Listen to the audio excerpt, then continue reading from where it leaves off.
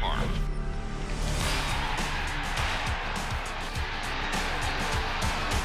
They struck him out, and the Red Sox win.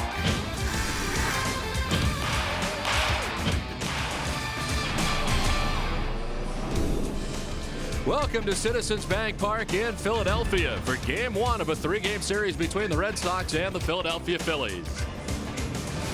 Hi again, everybody. I'm Don Orsillo. Welcome to Red Sox baseball. Well, last year in spring training, Jimmy Rollins, who turned out to be the MVP in the National League, said that the Philadelphia Phillies would win the National League East. It was a bold statement at the time, but they did just that. Disappointed, however, in the postseason, they were swept by the Colorado Rockies. This year, they're on a mission and off to a fantastic start.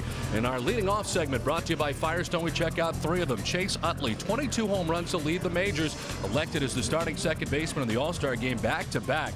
Pat Burrell, who really has never lived up to potential in the eyes of Phillies fans, may be doing so for the first time this year. How about J.C. Romero, last year released by the Red Sox on June 18th, signed a minor league deal and was great down the stretch last year for the Phillies, doing very well again this season. It's all about offense for the Phillies and knowing all too well the guy in the middle of the order, Ryan Howard. Chase has been having a great year. You know, it's been fun to watch, especially for me. I kind of got a front row seat to watch it, you know, being in an on-deck circle. And, you know, it's just been great. And, you know, the entire team has just kind of fed off of it, and we've just been trying to build on it.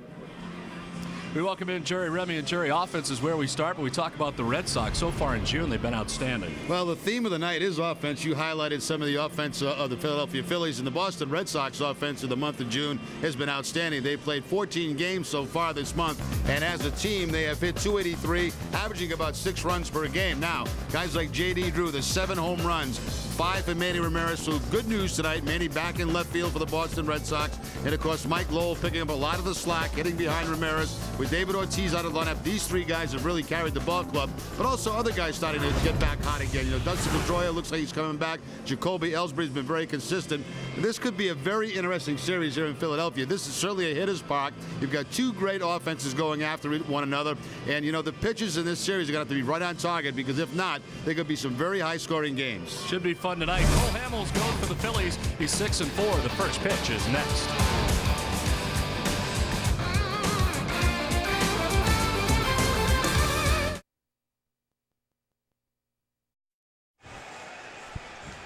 Boston Red Sox baseball on NESN is brought to you by Southwest Airlines, Volvo, your New England Chevrolet dealers, Land Rover, Citgo, your New England Toyota dealers, Rico, your New England Jeep dealers, and by Sovereign Bank, the official bank of the Red Sox cable network.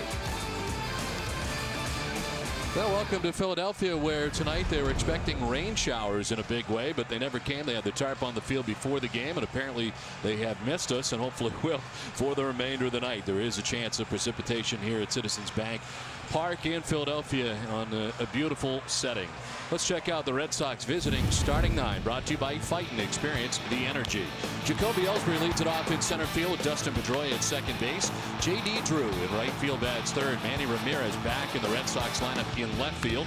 Mike Lowell at third base. Jason Varitek doing the catching. Sean Casey, a late addition to the Red Sox lineup. Kevin Youkilis out experiencing back spasms. Julio Lugo at shortstop bats 8th, and Bartolo Colon, the pitcher, bats 9th.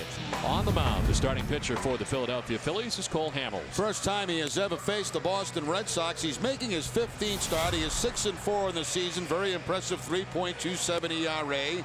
86 strikeouts. That's 4th in the National League. And opponents only hitting 205. That is 3rd best in the National League. Coming off a very strong outing last time out. No decision against the Marlins, but had a season-high 13 strikeouts in that game. The Philly defense is 10th in the National League, 46 errors in their 71 games. Pedro Feliz will be at third base. Jimmy Rollins, the shortstop. Chase Utley at second. And Ryan Howard, the first baseman. Left to right, Pat Burrell, Shane Victorino, the center fielder, and Jeff Jenkins in right field. Carlos Ruiz doing the catching for Hamels.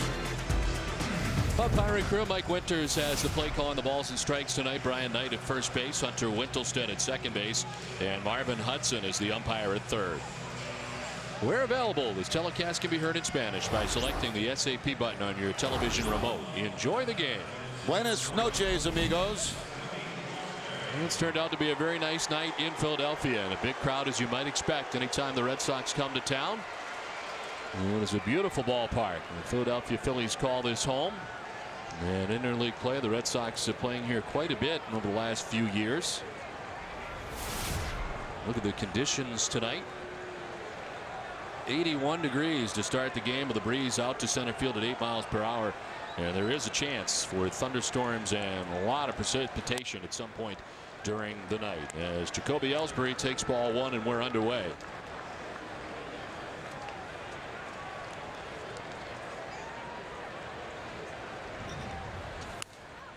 Ellsbury fouls it off, team in the count at 1-1. Red Sox tonight will see the fastball, the curveball, and a very good changeup from Hamels. Those last 24 starts dating back to last year is 12-5. As the pitch up top to Ellsbury, and it's 2-1. Jacoby starting the night at .289 with 5 homers and 23 runs batted in. Last 2 games he's been red hot. 5 for his last 10 as he lifts the fly ball to short left as Rollins backpedals onto the grass for the first out. Just to give you an idea how well he's been pitching, over the last 6 starts he has upheld opponents to a .188 batting average, and in that span a record of only 2-1 but a 3.16 ERA. So this guy's pitching some of the best baseball in the National League right now. One down for Dustin Pedroia. And it's strike 1 to Pedroia. He was 6 for his last 39 and 154 in the last 11 games, and overall the average has slipped to 262 for Dustin. We have noticed on the pop-up to Rollins in short left center, the outfield is in some rough shape. Jimmy Buffett concert here over the weekend with the stage out there in center field causing and wreaking a little bit of havoc for the grounds crew here in Philadelphia as they got ready for this series. And you can see the lines out there, but in relatively good shape. You see Hamels not overpowering with the fastball, 86-87, but of course the curveball and a very good changeup make that fastball look a little bit quicker than what it actually is. Here's the changeup. Pedroia lifts it to left, and it's going to be trouble down towards the corner as Pat Burley go dig it out. Pedroia to second base with a 1-out double. Now, pretty good job there by Dustin Pedroia. It was the changeup from Hamels. It was down in the zone, and Dustin kind of out of his front foot, but still able to hook it down that left field line. That's not a bad pitch at all. It's down. It's on the outside corner, but there's Pedroia out front of it, but still contact and down that left field line for the 1-out double. Well, J.D. Drew returning to Philadelphia. Of course, was drafted in the first round by the Phillies, electing not to sign at the time, which caused a lot of problems for Phillies fans, and they have not forgotten here in Philadelphia. When he was introduced prior to the game, he got the loudest boo of anybody, and largest response of anybody introduced on both teams, and it was a unanimous boo. Well, Drew takes the strike. Yeah, the count 1-1. I mean, how many years ago was that? Well, they don't forget here in Philly. No.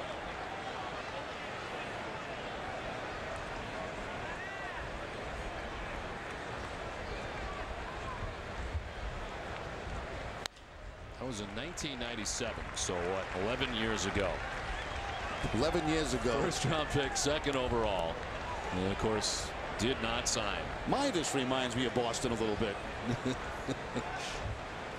Well, this year has been tremendous for J.D. Drew. He's enjoyed Boston in his 2nd season. Takes the 1-2, and it evens up now. 2-2 to Drew. The only Red Sox hitter that has faced Hamels in the lineup tonight is Julio Lugo. And Lugo is 2 for 3 with 2 home runs, but that's it. Nobody else. Back in 2006, on this date, Julio Lugo hit 2. There's a swing and a miss. As Drew strikes out, the crowd loves that. And he might get a standing ovation for a strikeout. Change up here from Cole Hamels. He'll throw it to both right-handers and left-handers, and that time the strikeout. I mentioned he's coming off a 13 strikeout game against the Marlins his last time out. Another return of Manny Ramirez in the Red Sox lineup tonight. Bats with 2 outs, and Dustin Pedroia at second base. Chops one foul over DeMarlo Hale. And into the tarp. Let's hope it stays in the top and it doesn't have to come rolling out. Well, returning to the Red Sox lineup with a batting average just up over 300 with 15 homers and 49 runs batted in. That started the last 2 games left on Friday night's game in the 7th inning. Soreness in the hamstring as he takes strike 2 and is down 0-2.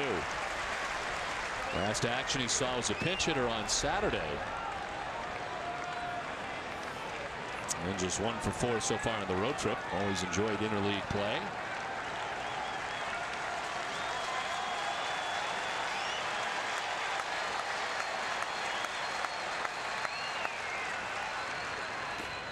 Outside, it's 1-2 now to Ramirez.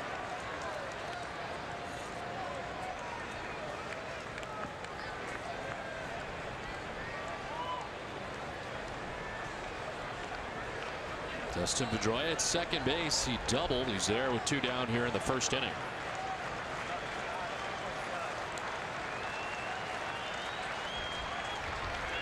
Man, he strikes out. 2 strikeouts in the inning for Cole Hamels. Red Sox lead Pedroia at second. The Phillies are coming up.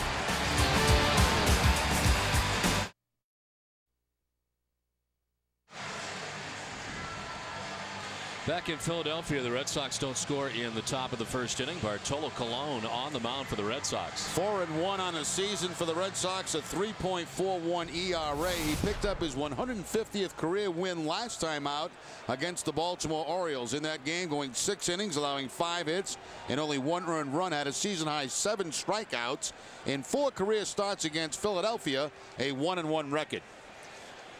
Last year's National League MVP Jimmy Rollins leads it off and takes ball 1.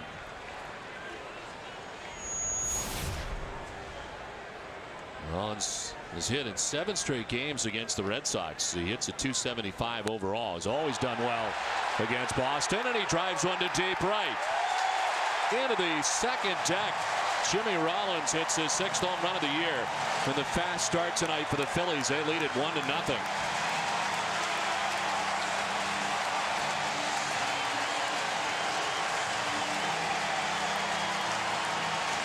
Well, that didn't take very long. We talked about this potent offense in the open, and there's the fastball from Bartolo Colon.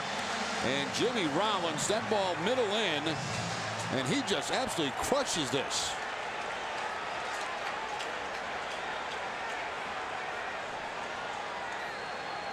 As I said in the open, Don, pitches are going to have to be pinpoint within this series with these 2 offenses in this ballpark. His 28th career leadoff home run as the Phillies on top 1-0. Shane Victorino drives this to deep right center field. Back goes Drew, and it's off the wall. Stopping at second is Victorino. Throw goes to third. The Phillies have come out swinging tonight.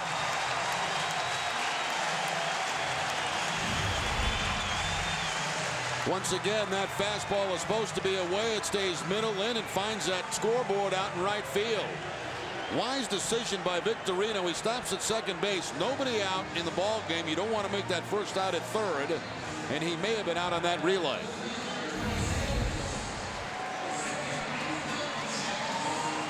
So Victorino at second base. Nobody out. Here comes Chase Utley. 22 home runs for Chase Utley to lead the majors.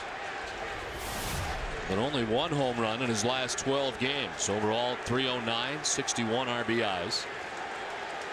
But he hits great here in Philadelphia. 331 average at home so far this season. These guys aren't waiting around either against Colon. This time Utley takes ball 1. Player profile brought to you by Sovereign Bank, the official bank of the Red Sox cable network. And you look at last year for Utley in 132 games, he had 22 home runs.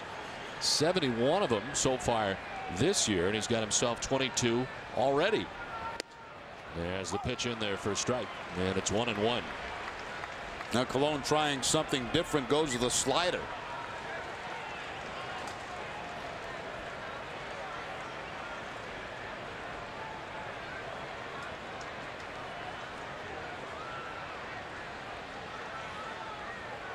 Trying to find his bearings here in the first inning. Utley trying to hold up, cannot, and it's 1-2.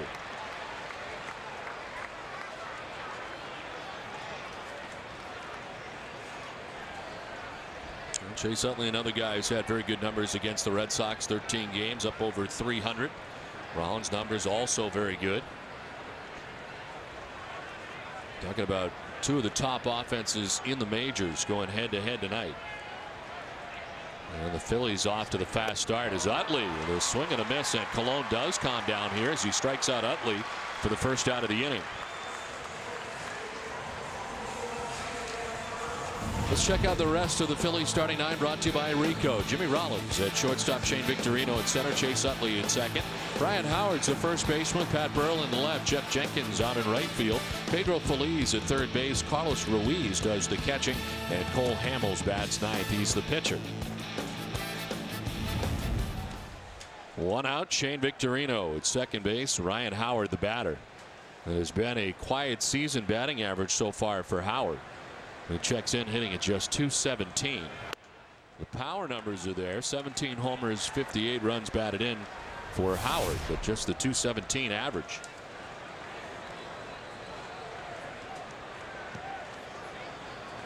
He's got 42 RBIs in his last 36 games. And he's been great in the clutch, .407 batting average with runners in scoring position. And that's what he's got right now as he sends one opposite field as he does so well to deep left, and that ball is gone. Most of his home runs go in that direction. And a 2-run shot, second home run of the inning off Bartolo Colon, and a 3-0 Phillies lead.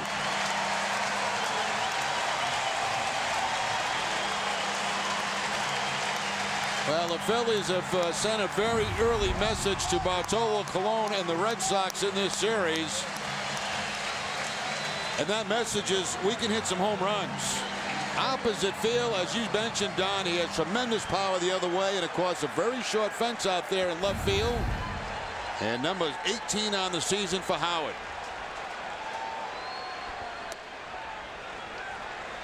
Well, Pat Burrell stands in. And it takes ball one from Colon. 283, 18 homers, and 47 runs batted in for Burrell. Breaking ball in there for strike, and it's 1-1. Well,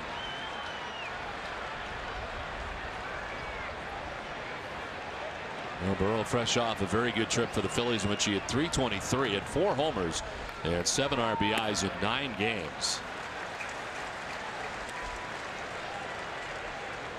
I mentioned off the top, there's always been this talk about potential and Phillies fans kind of being down on Pat Burrell from time to time. You always hear his name in trade talks. You get near the trade deadline. Well, this year really having a fantastic year. Laces this on a line down the left field line, but a foul ball.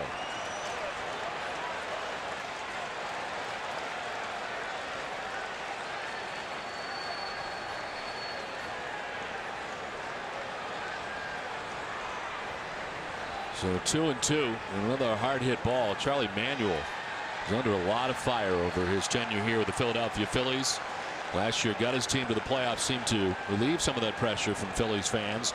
And this year off to the fantastic start. They're 41-30 and a 3-game lead in the National League East. A lot of that pressure being relieved, although Terry Francona will tell you there's never a day that goes by in Philadelphia where there's not pressure.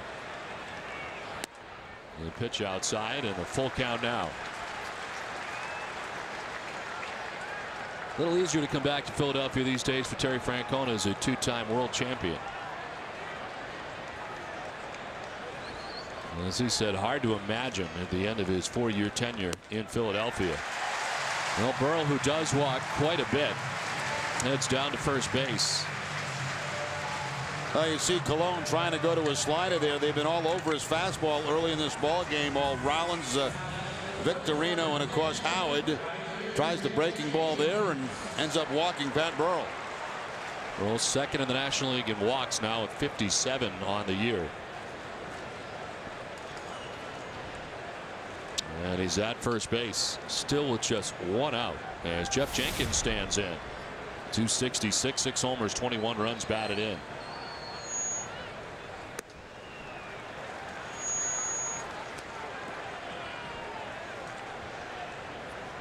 $14 RBIs in the last 18 games for Jenkins.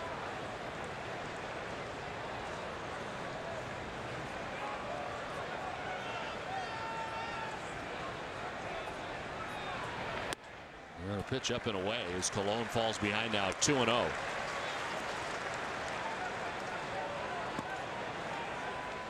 Signed by the Phillies as a free agent, signed to a 2-year deal with an option for 2010. And of course, playing his entire major league career prior to this year as a member of the Milwaukee Brewers. Been in the big league since 1998. Tried to hold up. Did he? They'll check. No, he went around. So it's Marvin Hudson.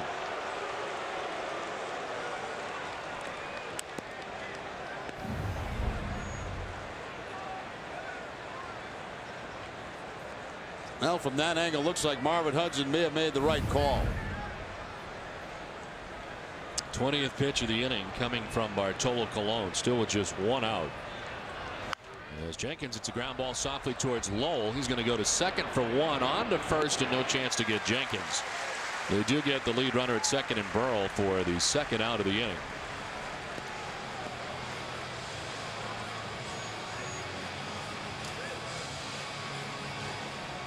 So 2 down. The Red Sox defense 10th in the American League, 45 errors in 72 games. Mike Lowell at third base, Julio Lugo the shortstop, Dustin Pedroia at second, and Sean Casey a late addition at first base. Ramirez Ellsbury Drew in the outfield, and Jason Varitek doing the catching. Kevin Youkiel is scratched with muscle spasms in his back. Pedro Feliz stands in and takes strike one from Bartolo Colon. 7th man to bat in the Phillies' first inning. 8 homers and 31 runs batted in for Feliz.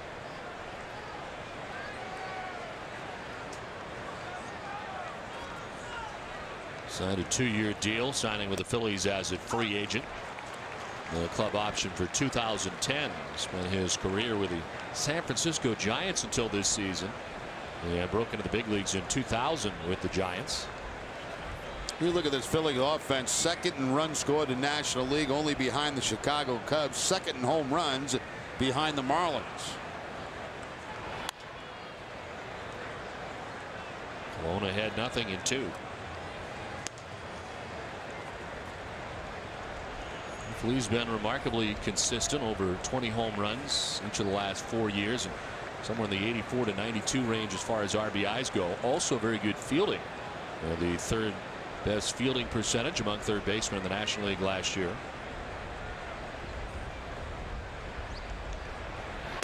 Swings and misses at the 0-2, and Cologne strikes him out. But the Phillies, on the benefit of 2 home runs in the inning, have a 3-0 advantage at the end of 1.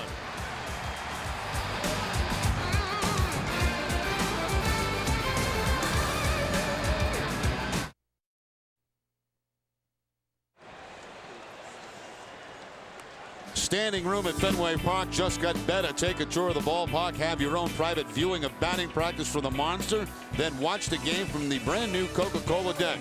This deal includes food vouchers as well. Tickets start at just $60. Call the Tours hotline at 617-226-6666 for more information. Well, a fast start tonight for Philadelphia as they scored 3 times in the first. Mike Lowell leading it off here in the second inning, down 0-1.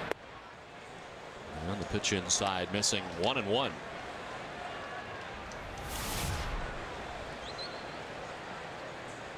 Like at 279, 10 homers, 36 runs batted in.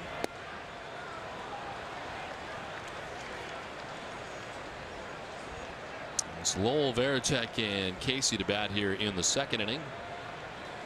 Hamels in the first had 2 strikeouts. Now soft ground ball at Jimmy Rollins. And Lowell's the first out of the second inning.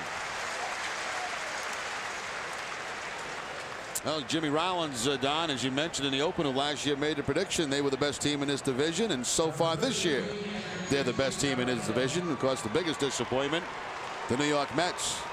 Yeah, and it really was last year. The Mets' total collapse at the end of last year. It seemed like a very bold statement throughout the year based on where the Phillies were for a lot of that year, and had a great run at the end, but not as good a run as the Colorado Rockies ended up having. And much to the dismay of the Phillies, they were swept in that divisional series last year, losing the first 2 games of that series at home, which really cost them, as you see a 3-game lead for Philadelphia.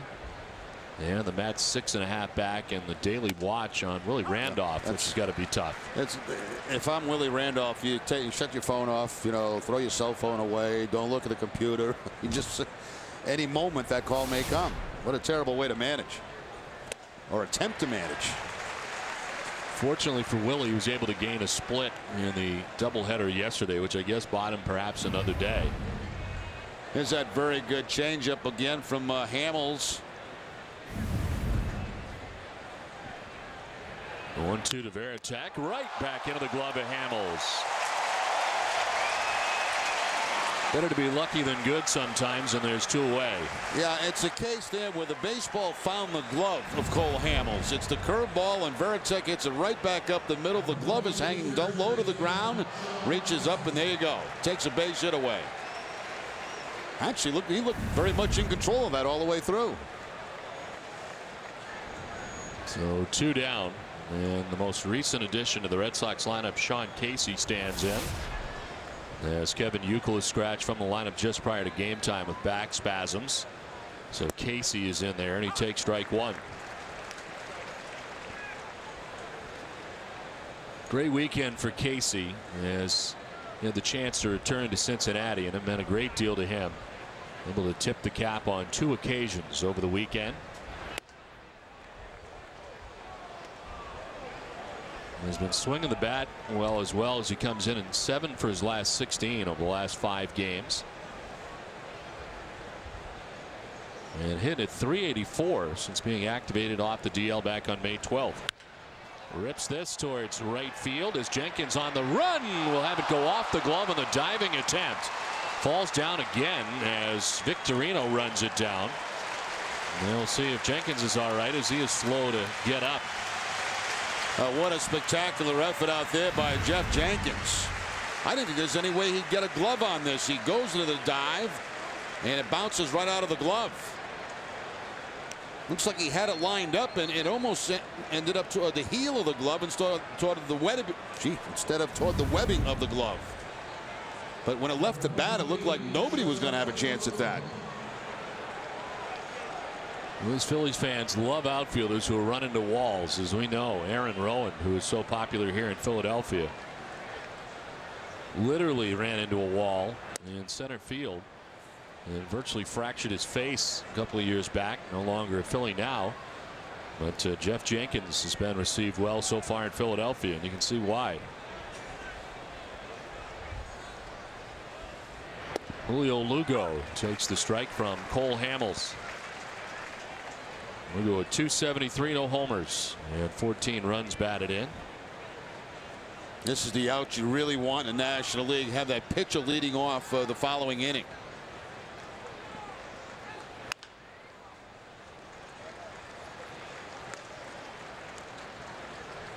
The key matchup is brought to you by Honda. And Lugo against Hamels. Mentioned 2 home runs off Hamels.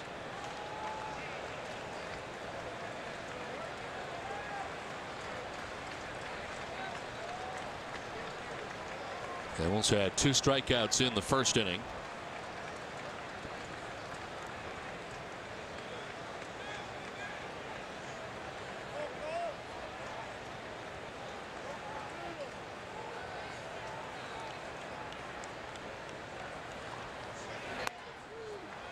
And a ball high, 2-2. Almost 24 years of age. Selected to the All-Star team last year in his first full season in the majors. Led the Phillies in wins with 15. ERA last year 3.39. And he struck out 177.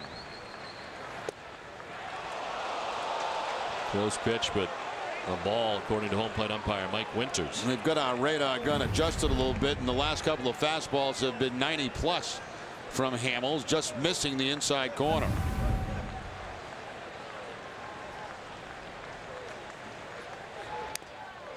Lugo taps it foul. Him the first Phillies pitcher to get at least 15 wins in less than 30 starts since 1999. Kurt Schilling had 15 wins and only 24 starts. Of course, he started game 1 of the postseason last year. Ball 4, and he walks Lugo. So he's unable to get the number 8 man. He'll have to deal with the pitcher Bartolo Colon with 2 on and 2 outs. First walk given up by Cole Hamels.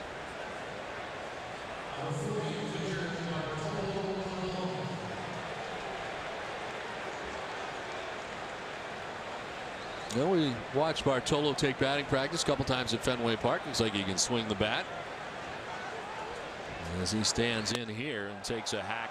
92 in the fastball from Hamels. He took a hack there like he wanted to make it a tie ball game very quickly. That was a home run swing by Colon. Jumps on that first fastball. We saw Josh Beckett in a home run here in Philadelphia a couple years back in a Red Sox uniform. Another swing and a miss. He's not messing around. Not getting cheated on those cuts. Not getting cheated, but he's not going to hit him either because his head's flying, his shoulders flying, everything's flying. Bad form. Watch that front shoulder, watch the head. I mean, everything's leaving. Hamels strikes him out. 3rd K. Red Sox strand 2. The Phillies on top 3-0.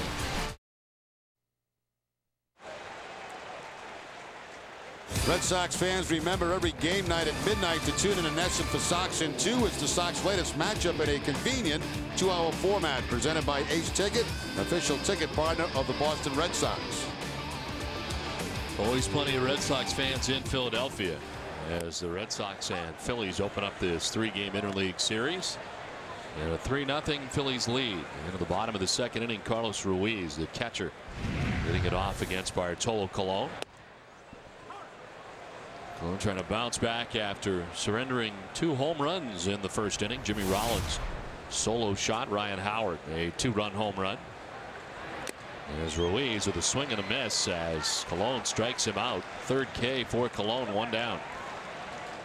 We mentioned in Colon's last outing a season high in strikeouts with 7 against Baltimore. He throws that fastball by Ruiz up in the strike zone.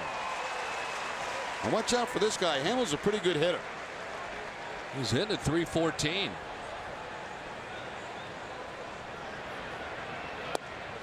He's right on top of that plate too, isn't he? Very close. Reminds me a little bit of Victorino. Victorino, the number 2 hitter, right on top of the plate. So Cole Hamels. Slaps it foul and is down 0-2. Nice batting average. National League leaders in pitching. And Hamels at 314 is 4th. Fouled off to the left, still 0-2.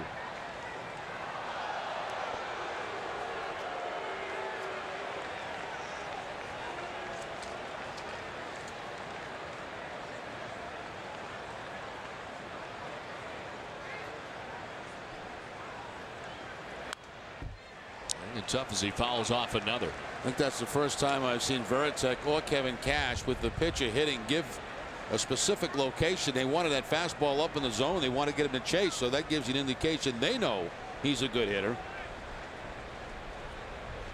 They're going hard in.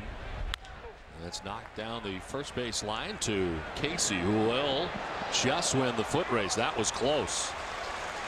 Sort of both arrived at the same time. Casey was able to avoid the collision. Hamels is out, and there's 2 down. Well, let me tell you something. If Cole Hamels would have got caught in a collision between Bartolo Colon and Sean Casey, it could have been disastrous for the Philadelphia pitcher. And Casey just beating him to the bag. He wanted to flip it to Colon, but Colon wasn't there yet. 2 down for Jimmy Rollins. Imagine getting sandwiched between those 2 guys. Rollins is 2 for 2, ringing single to center.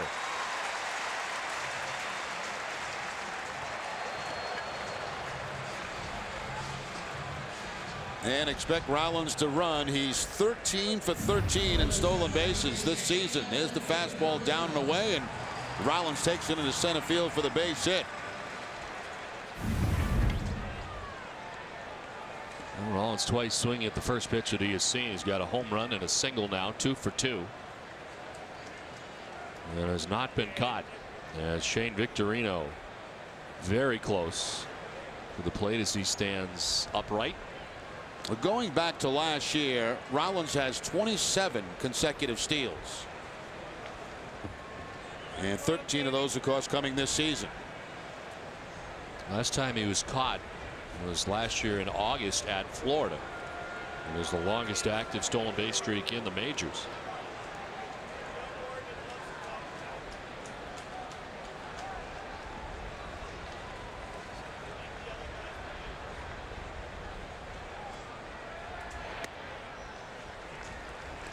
Ball one to Shane Victorino. Doubled in the first inning. Now towards right center field off the base of the wall. Spent some time on the DL this season, missing most of April with a right calf strain.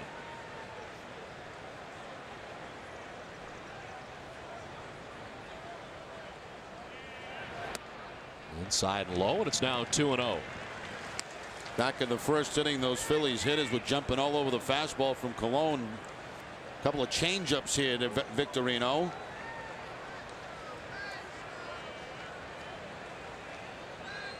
We've already seen from the Phillies a home run, a double, and another home run. They rank first in the National League in extra base hits, total bases, slugging percentage, and intentional free passes. They're first in all those categories in the National League. Second in home runs and in runs. Cubs have got him in that category, but everything else they're in very good shape offensively. Rollins started, then stopped. The pitch, a strike, and Rollins back to the bag at first.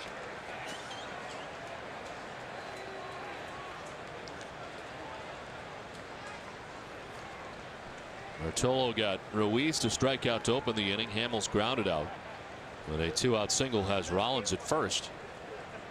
Now a 3-1 pitch to Shane Victorino. Ball 4, and the second walk surrendered by Cologne.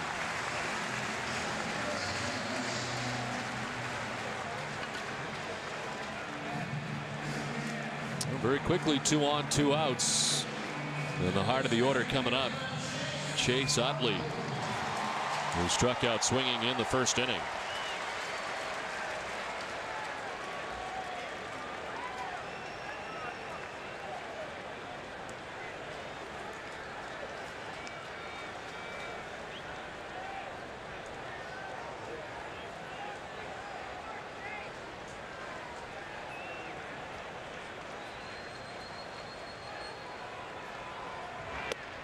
Utley takes strike 1. 29-year-old from Carson, California.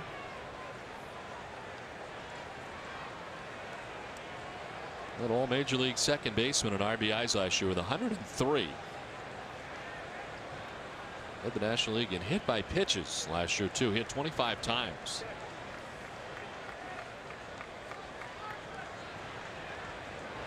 Now he's already been hit 11 times this season.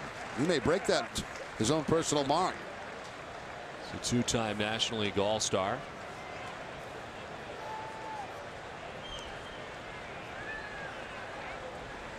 And he bats here with Rollins at second base, Victorino at first base, 2 down in the Phillies' second inning.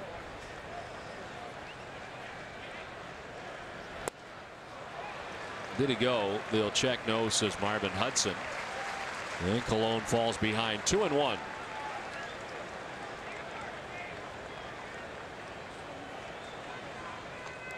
Ryan Howard waiting on deck. He's already got a 2-run home run in this one.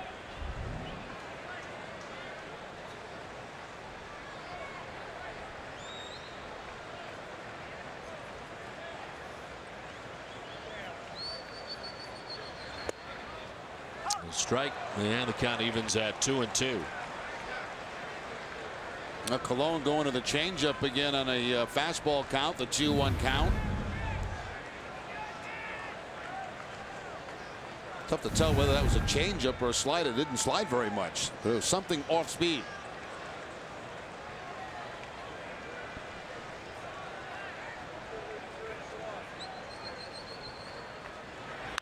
Utley pops it up right side of the Red Sox infield. Sean Casey makes the catch. It ends the bottom of the second inning. Phillies strand a pair but take the 3-0 lead to the third.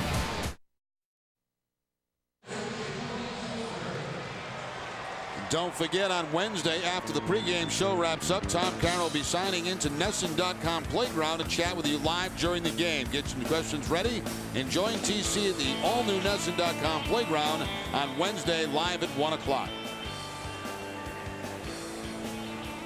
Top of the third inning back in Philadelphia.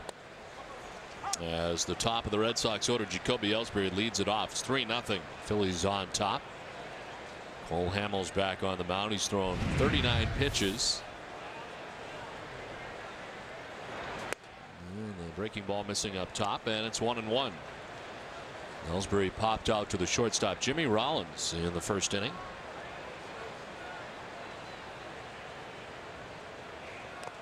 Tries to drop the bunt down, but fouls it off and is down 1-2. Yeah, talk about how speed changes defenses. Well, Pedro Feliz, till the 2 strikes, was way on the grass. Even Chase Utley at second base was in, expecting the possibility of that, a drag bunt. What threw the timing off here was a changeup. That's part of the game that still, I think, can be improved for Jacoby Ellsbury.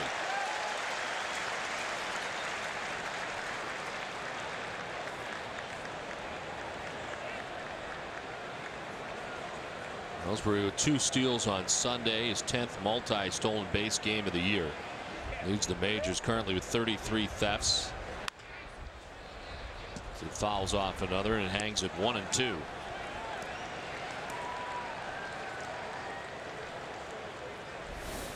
Dustin Pedroia on deck. Red Sox batting in their half of the third inning.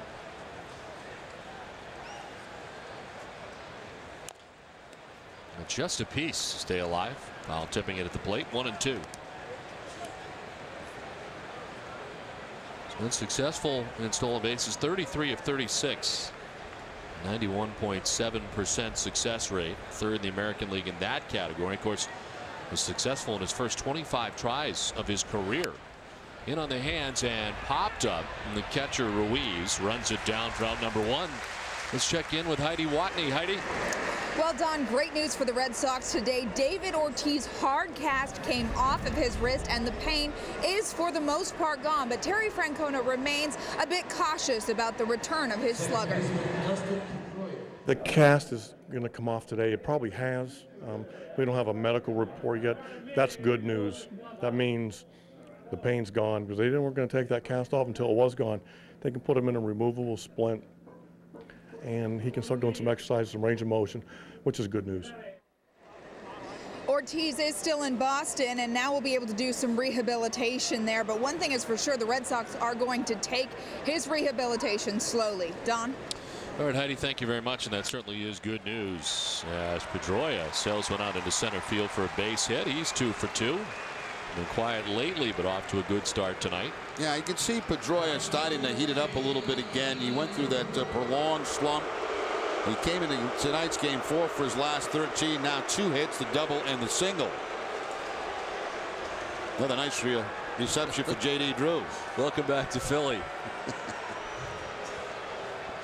1 out, Pedroia at first base, and Drew struck out swinging, much to delight of this crowd. This time, little bloop, and Rollins will stride on the outfield grass. 2 down.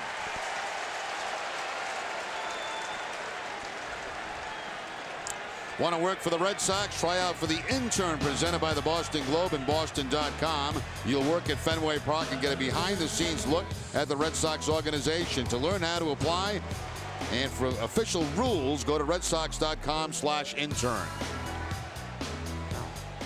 2 outs. Dustin Pedroia at first base. Manny Ramirez struck out looking his first time up back in the first inning. 3 strikeouts tonight for the Phillies left-hander Cole Hamels. Slowly hit towards second base. Utley's got to play at first, makes it, and the Red Sox are gone. 2.5 in the books. Phillies on top 3-0. The Red Sox and NESN are celebrating Jerry Remy's 20 years in the booth with Jerry Remy Day, presented by Sovereign Bank on June 24th. And the pre-party starts on NESN. Tune in Thursday night is at 6 to Remy. Wait a minute, I blew it. Tune in Thursday night at 6 to Reminisce. Okay, that's what it is, with a full honor of Jerry's best clips, followed by his very first game in the booth at 7. Oh, no, that's going to be good. I don't want to hear that one. Wow. Ryan Howard leads it off. And a swing and a miss, 1-1. How nervous were you for your first game? I was awful. I got ripped to death the next day.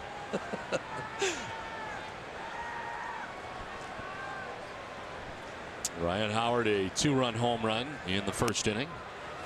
Or the 3-run first. Hopefully they don't show much of it, just maybe the open or something like that, you know.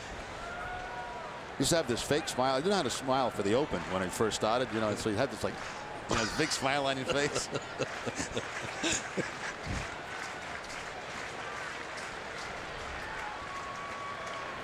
Howard again to deep left, again opposite field. And this one even more tremendous. Ugh. Home run number 19. He's got Cologne's number again, and it's 4-0 Phillies. He just makes that look so easy, going the opposite field for home runs.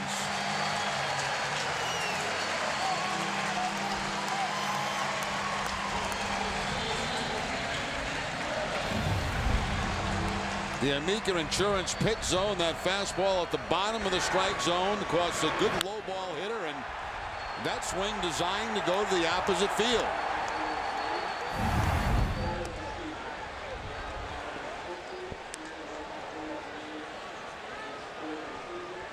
So 4-0 Philadelphia lead. Pat Burrell walked in the first inning. His second look at Bartolo Colon.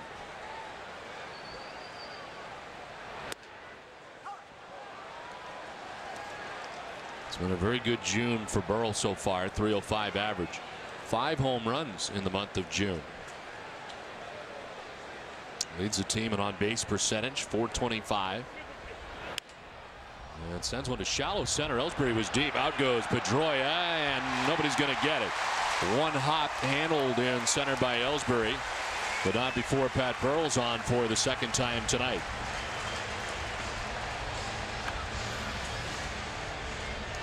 League leaders are brought to you by Olympia Sports and the category extra base hits. Mentioned that the Phillies with 256 lead the National League. They're second in the majors to the Rangers, who have 264, and the Red Sox at third. 2 high-powered offenses going head-to-head tonight, and so far the Phillies have had the better of it. Burrell at first, nobody out. Jeff Jenkins the batter.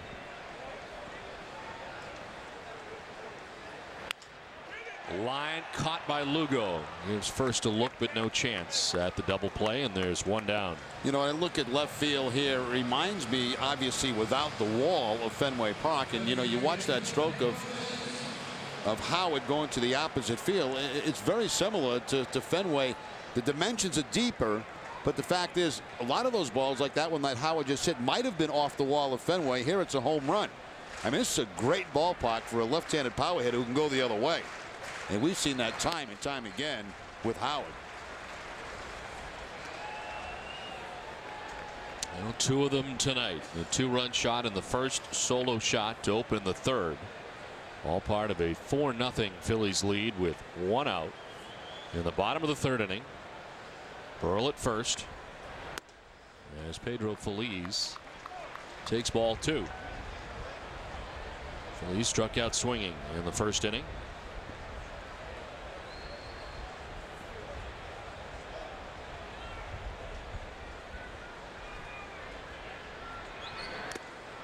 Swing and a miss, and it's 2-1. A lot of people have said this could be like the World Series. These two teams could be in the World. Let's cool off a little bit here. It's only June. A long way to go in this baseball season.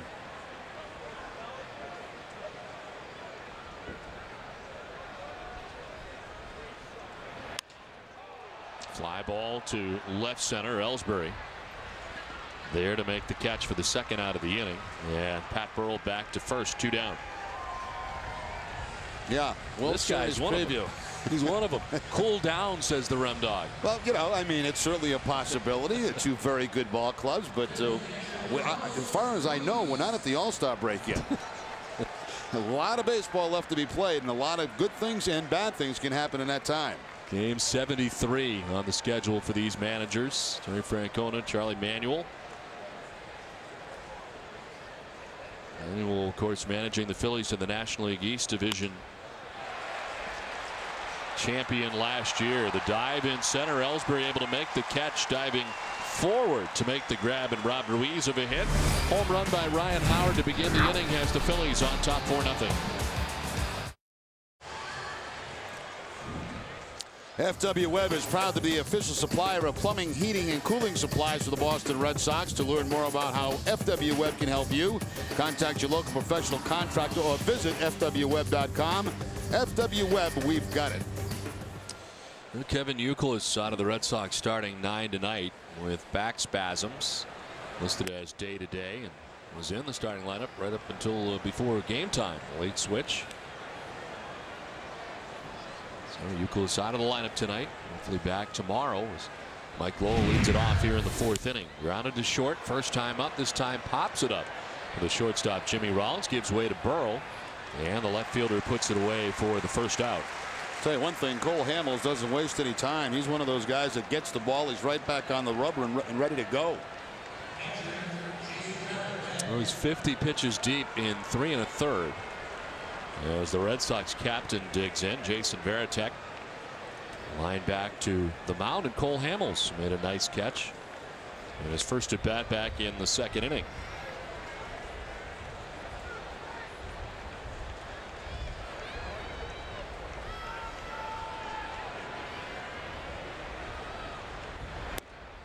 This really is a very nice ballpark. You look out towards center field, beautiful view of downtown Philadelphia.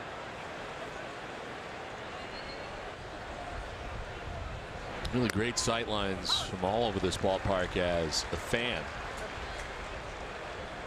Of course, on a hot, humid day, you have a little difficult time seeing those buildings. Not the case tonight. It's amazing. You get all your sports action right here in one little section of Philadelphia. This is it. Remember the Eagles, 76ers. All the way around us outside.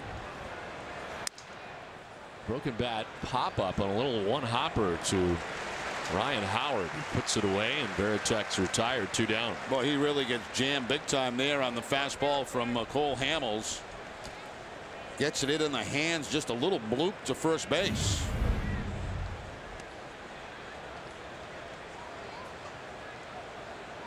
Talk about frustration when you hit a ball like that. That's almost embarrassing.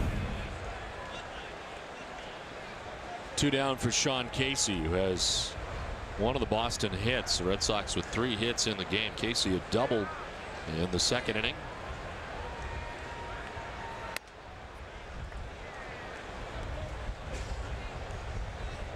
The other hits for the Red Sox, Dustin Pedroia has got 2, a double in the 1st inning, a single in the 3rd inning. Red Sox have not yet had a base runner reach 3rd base.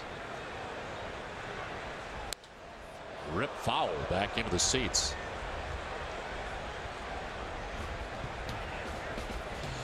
Well, Jimmy Rollins and Ryan Howard have won the last 2 NL MVP awards. Chase Utley looks like an early contender for the award this season. The question tonight, which is the last team to have 3 different players win the MVP award in a 3-year span? I'll have the answer for you a little bit later. The 1-1 misses, and it's 2-1. I have no idea. I'm just going to guess. Would that team have been somewhere in the 70s? No. Okay. Decade before. Casey to right. Jenkins won't get there. It lands on a hop. And Sean Casey is 2 for 2 tonight. 2-out single this time. Now Casey's very good against left-handed pitching. I mean, he doesn't give an inch. He hangs in there very tough against him on the Amica Insurance pitch zone. That fastball right out over the plate. And Casey picks up his second hit of the night.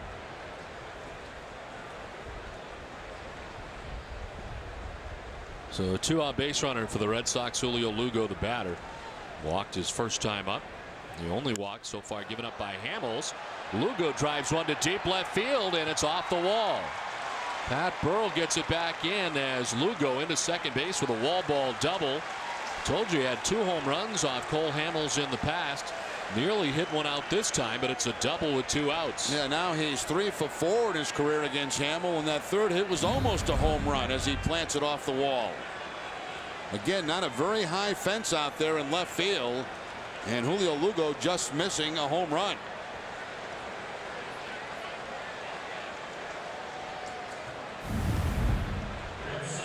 Well, we'll see if Bartolo Colon, now with 2 men in scoring position, cuts down on his swing a little bit. I don't think he will. I just have a feeling it's kind of like, I'm going to let it fly, and if I hit it, hopefully it'll go somewhere. This is my swing. He struck out swinging first time up. Did he go? They check no. He's able to hold off on that big swing this time. Brian Knight says, first base umpire. How about the misfortune for the Yankees? Chin-Ming Wang, yes, running the bases. Could be 4 to 6 weeks, they say today. Whoa, wow. Everything leaving that time, including the helmet. That's some kind of cut. Well, he was fooled on the changeup. Totally. He is geared up for every fastball you could possibly be geared up for, and just a tad off balance on that changeup. Wow. Swing and a miss, 1 and 2. He's going to hurt himself.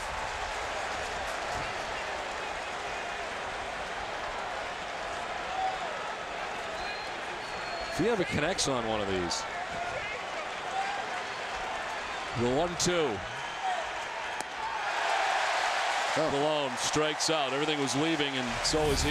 That was ugly. 4-0 Phillies.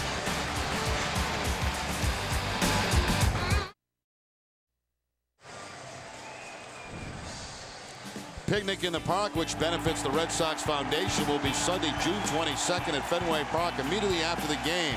Take part in this half-hour autograph session with Red Sox players, coaches, and manager. Eat in the outfield and have a chance to bid on one-of-a-kind items donated by the Red Sox players and their wives. For tickets, visit redsox.com. Cole Hamels, the pitcher, leads it off here in the bottom of the 4th inning. And fouls the first one back to the screen. You see a slight difference in the approach at the plate by Cole Hamel than you do from Bartolo Colon.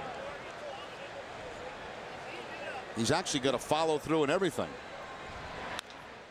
Down to first base. Casey again to the bag at first. Second time Hamels is grounded out to the first baseman. For children at home, this is not how you hit. If you are thinking about hitting, the front shoulder is leaving, the head is leaving, the body's leaving, and he's swinging as hard as he possibly can with basically no chance to make contact. That was the changeup where the helmet came off. Next time Bartolo comes up, take the children out of the room. Jimmy Rollins. They've been swinging the first pitch twice tonight, just not this time. Had success with it, though. He homered in the first and singled in the second. 2 for 2 as he bats for the 3rd time.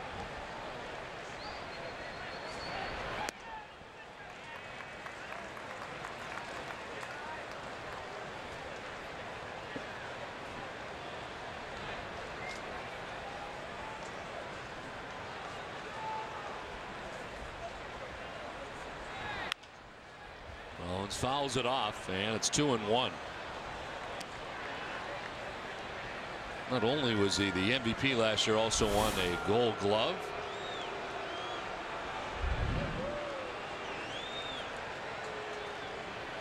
And the numbers in his MVP season last year: 30 home runs, 94 RBIs, 296 batting average. Stolen bases, had 41 of them. As a check swing, looked down to third, and he did not go, says Marvin Hudson.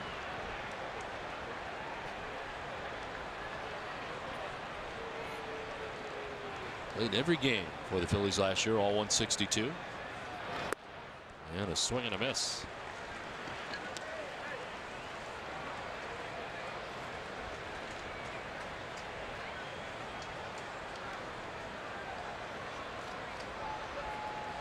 He had 15 triples a year ago. Strike three call. Home plate umpire Mike Winters rings him up. 4th K for Cologne. First time he's been able to get Rollins, and there's 2 down. Yeah, that's that two-seam fastball from Cologne that he starts inside to the left hand. You'll see in the Amica pitch zone how it picks up the inside corner. The Cologne really hasn't had good control tonight, but there's a good example there of the type of pitch he wants to make against a guy like Jimmy Rollins, especially with a couple of strikes. 2 down for Shane Victorino. Takes ball 1 from Cologne. Victorino doubled and scored in the first inning, walked in the second inning, so he's been aboard twice.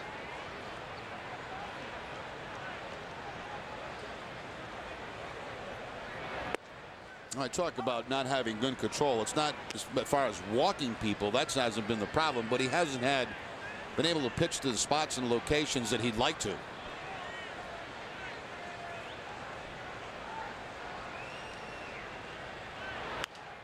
Victorino bloops one down the left field line. Manny giving chase. It's falling and falling foul. There's another good example right there. You know, they wanted the fastball inside to Victorino, and that ball just stayed out over the plate. So not hitting his spots, and fortunately that time Victorino fouling the ball off.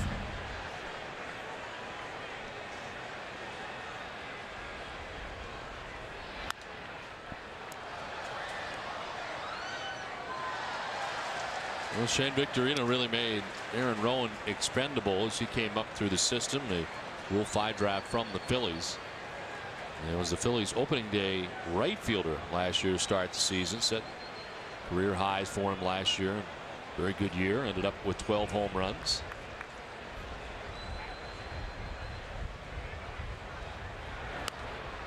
A pop-up foul back and out of play. Hangs at 1-2. Originally a 6th round pick by the Dodgers. Chase Utley waiting on deck. Phillies batting in the 4th with 2 outs.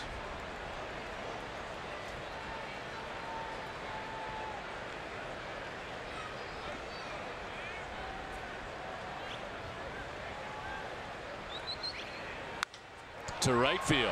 Struck well as Drew heads back. Onto the track to make the catch in front of the scoreboard. Victorino retired a 1-2-3 4th, but a 4-0 Phillies lead.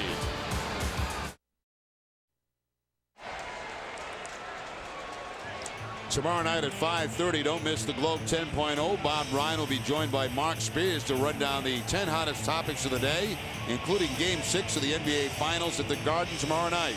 So tune in tomorrow at 5:30 and get the point.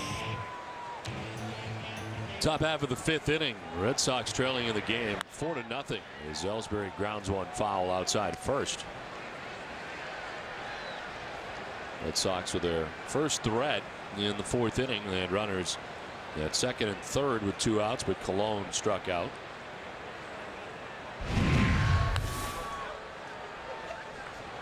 Ellsbury down on the count, 0-2. 4 strikeouts on the night for Cole Hamels. He has walked 1. And Jacoby's 0 for 2. He's popped out short, fouled out to the Phillies catcher. Takes ball 1, 1-2. This windup reminds me a little bit of Barry Zito's windup.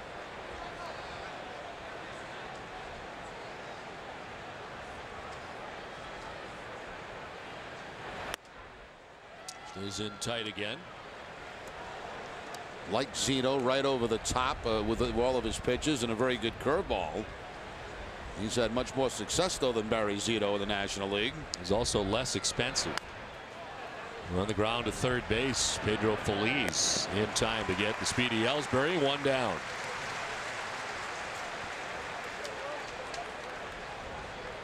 Well, last inning of the Aflac trivia question, we asked you which is the last team to have 3 different players win the MVP award in a 3-year span. The Yankees, 61. Roger Maris, 62. Mantle, and 63. Howard. Maris also won the AL MVP in 1960. Before the Phillies, the last 2 teammates to win the NL MVP, Jeff Kent and Barry Bonds, in 2000 and 2001. Red Sox have never had MVPs in consecutive seasons. I was thinking along the lines of the Cincinnati Reds, you know, the big red machine years, but maybe that might have been the case, but nope, the Yankees. Last time a National League team have had 3 different MVPs 3 seasons, the Cardinals, 42 through 44. Mort Cooper, Stan Musial, and Marty Marion have won MVPs.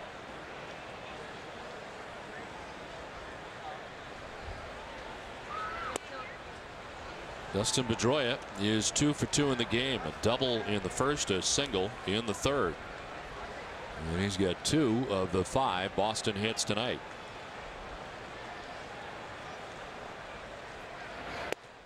Hamels gets a strike in there, and it's 3-1 now to Dustin.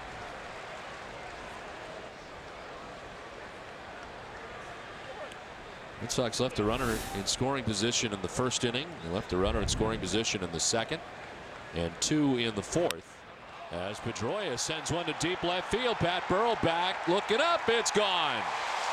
Well, Pedroia breaking out of his slump tonight. He's 3 for 3, hits his 6th home run of the year, and gets the Red Sox on the board here in the 5th.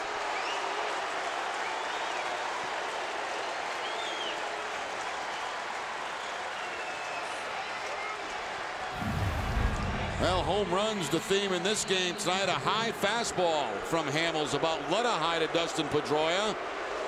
And Pedroia picks up number 6 and finally gets the Red Sox on the board. That is the 12th home run of the season that Cole Hamels has allowed.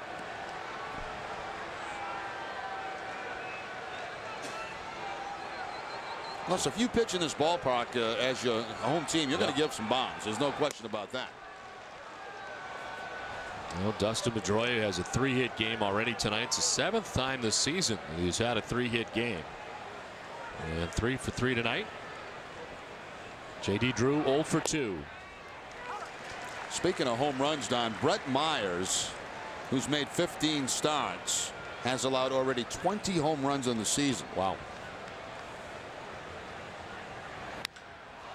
Drew sends one to deep center field. Shane Victorino back at the wall. It's gone. Red Sox go back-to-back, Pedroia and Drew. And they cut the Phillies lead in half. It's now 4-2 Philadelphia.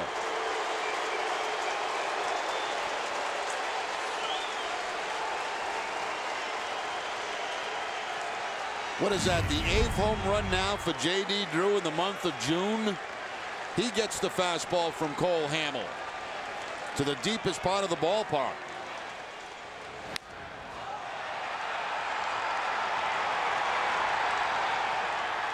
So the Red Sox have soloed themselves back into this ball game. And Rich Doobie, the pitching coach out there to talk to Hamels, who's given up back-to-back home runs. Yeah, J.D. Drew has now hit safely in 14 of the last 15 games in June. 8 home runs in the month of June. 17 RBIs. Red Sox have action in their pen. 70 pitches from Colon through the first 4. And Lopez now warming. 1 out, bases empty. And Manny Ramirez, the batter. He was struck out, grounded out. You may see Lopez next inning, Don, because you have Utley coming up and then Ryan Howard, 2 lefties. It's possible.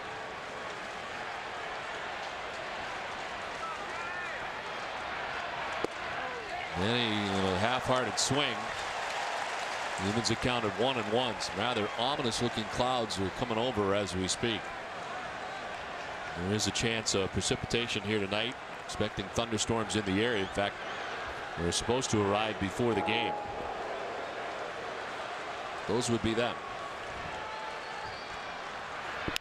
On the ground to third base. Feliz to his left. 2 down. Manny's 0 for 3 in his return to the Red Sox lineup.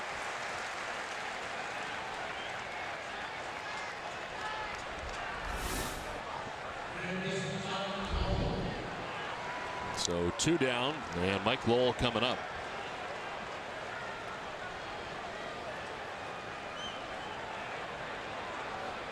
Mike is grounded to short and fly to left.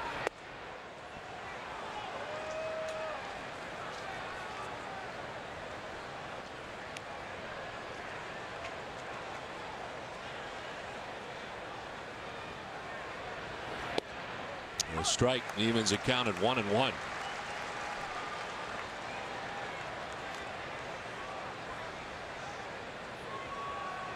Those enjoyed hitting here. 353 average at Citizens Bank Park. Cut off by the third baseman Feliz, who spins and fires and gets low. Pretty play by the Phillies third baseman. Back-to-back home runs for the Red Sox. It's 4-2 Phillies after 4.5.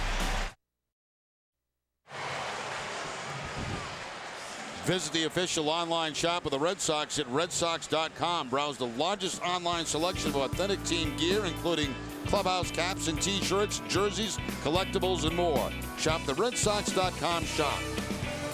Well, the early hook tonight for Bartolo Colon, who only goes 4 innings as the Red Sox do make a pitching change. Javier Lopez into the game. Lopez's 32nd appearance, 33rd, excuse me, of the season. A record of 1-0. Last outing coming at Cincinnati. That was on the 13th, a third of an inning. Well, we don't know if there's an injury involved, but it kind of makes sense. You got Utley coming up. You got Howard, who already has 2 home runs against Bartolo Colon tonight. And the Red Sox have just got themselves back in the game. Well, the bunt bid. Lopez off the mound. Nice play as he fires to first and gets him. Chase Utley, as they had the shift on, trying to go the other way, but instead Lopez cuts over and makes the play. 1 down. All he's going to do is roll that ball down the third base line. He's got himself a base hit because they do have the shift on. Does not make a good bunt. Good hustle by Lopez getting off the mound. You see where Lowell's playing. You get it by the pitcher, you got to hit. 1 out, Ryan Howard coming up. So Bartolo Colon only throws 70 pitches tonight. Only goes the first 4 innings. He gave up 6 hits and 4 runs, including 2 home runs to this gentleman, Ryan Howard, who hit a 2-run shot in the first, a solo shot in the third. Now, Colon was not sharp at all in this ball game tonight. I mentioned many times they're missing his location, the spots that he wanted to hit.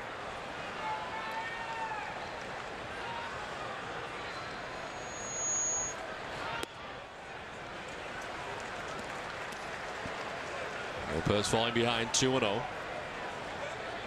Colon allowing 3 home runs, not only the 2 home runs by Ryan Howard, but also giving up a solo shot to Jimmy Rollins in the first inning, part of a 3-run first for the Phillies. 2-0 pitch fouled off, and it's 2-1.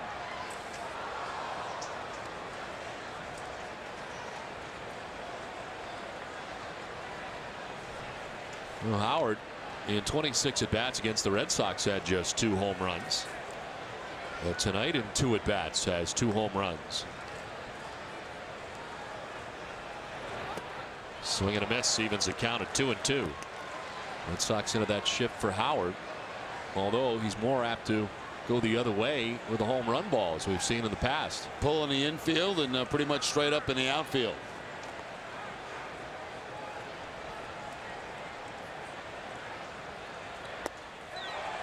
Did he hold up? Yes, says Marvin Hudson. Didn't offer. Full count. I think we've seen the Red Sox shift on more hitters this season than I can remember in a long time.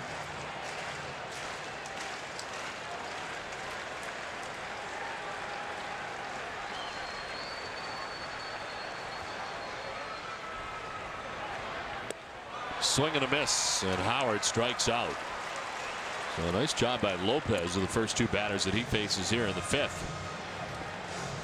Well, Howard looked like a different guy there against the lefty. It's the slide of the breaking ball from Javier Lopez. And no contact by the big guy. That's the 96th time that Howard has struck out this season. And of course, that leads the National League in that category. The 2 home runs tonight. He's got 19 on the season. He's hitting at just .217. Off the bat of Pat Burrell, out to deep center. Ellsbury off the top of the wall. It kicks on a vicious ricochet to Drew. Hitting for third is Burrell, and the throw is not going to be in time. He's got himself a 2-out triple.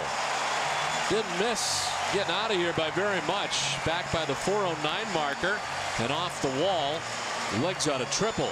Now it looks like there's a fence that reaches up just above that wall, and I believe this ball might have hit that fence area.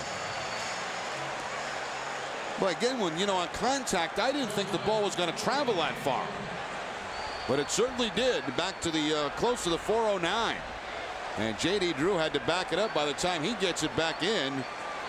Pat Burrell at third base with a triple. 90 feet away with 2 down. He hasn't had a triple since 2006. Jeff Jenkins 0 for 2. He's reached on a fielder's choice and lined out to short.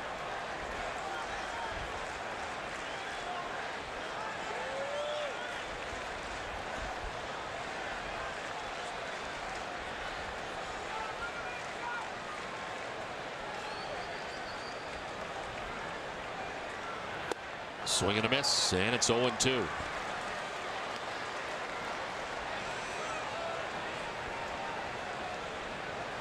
Lopez getting Utley. The ground back to him on a bunt bid for the first out of the inning. Struck out Ryan Howard. The triple for Burrell, who stands at third base with 2 outs. Now he strikes out Jenkins. Nicely done by Lopez. 5 done from Philadelphia, where the Phillies have a 4-2 lead.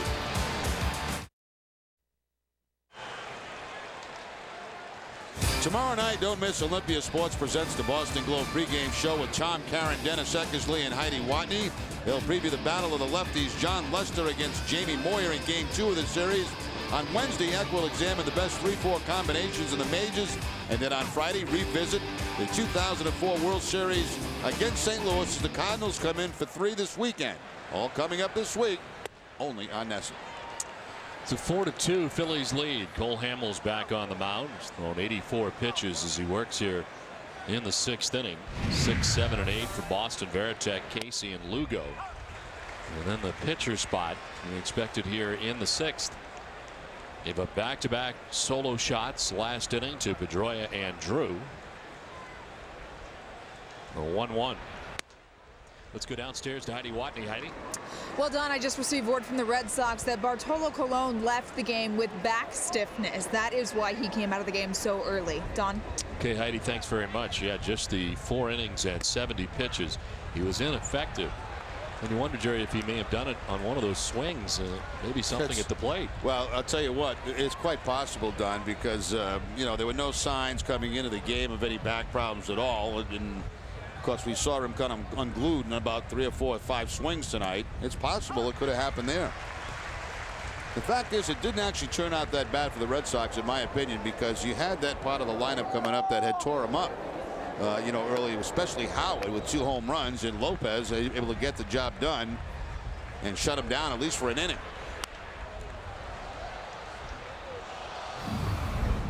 This is an example of one of Bartolo's Colon swings. Now, it's quite possible on one of those swings, and he did hurt his back.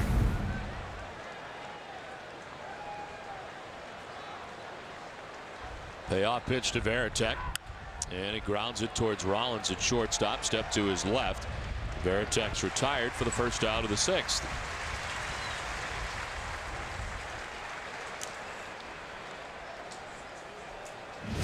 Boston Red Sox baseball on NESN is brought to you by Hess. Always the place for extra big deals and extra big savings.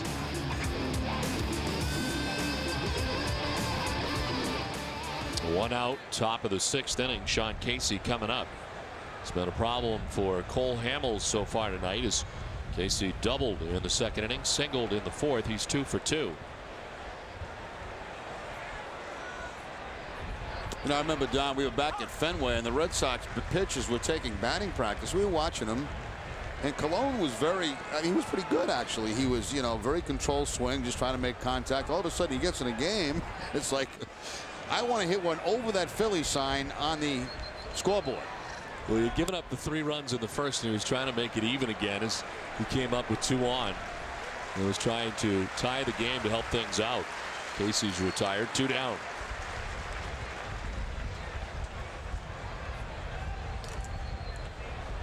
Brandon Moss has come out on deck. If Lugo reaches, Moss would hit in the pitcher's spot, which of course is now Javier Lopez.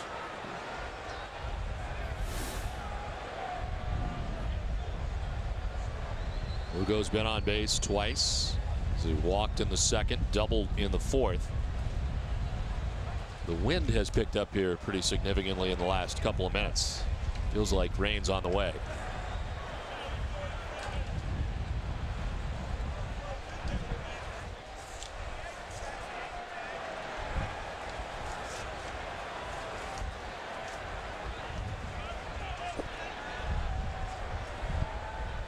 Yeah, that wind changed directions very quickly.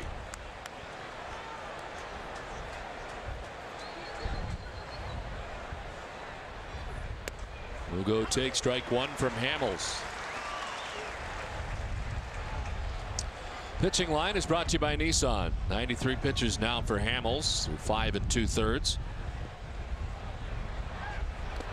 Lugo with a swing and a miss, down 0-2.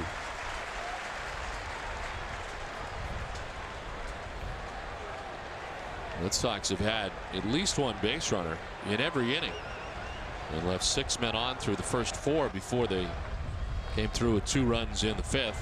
Hamels trying to have his first 1-2-3 inning of the night, and may have it. There's a ground ball to Rollins at shortstop, and that'll do it in the top of the 6th. 5.5 done. It's 4-2 Philadelphia.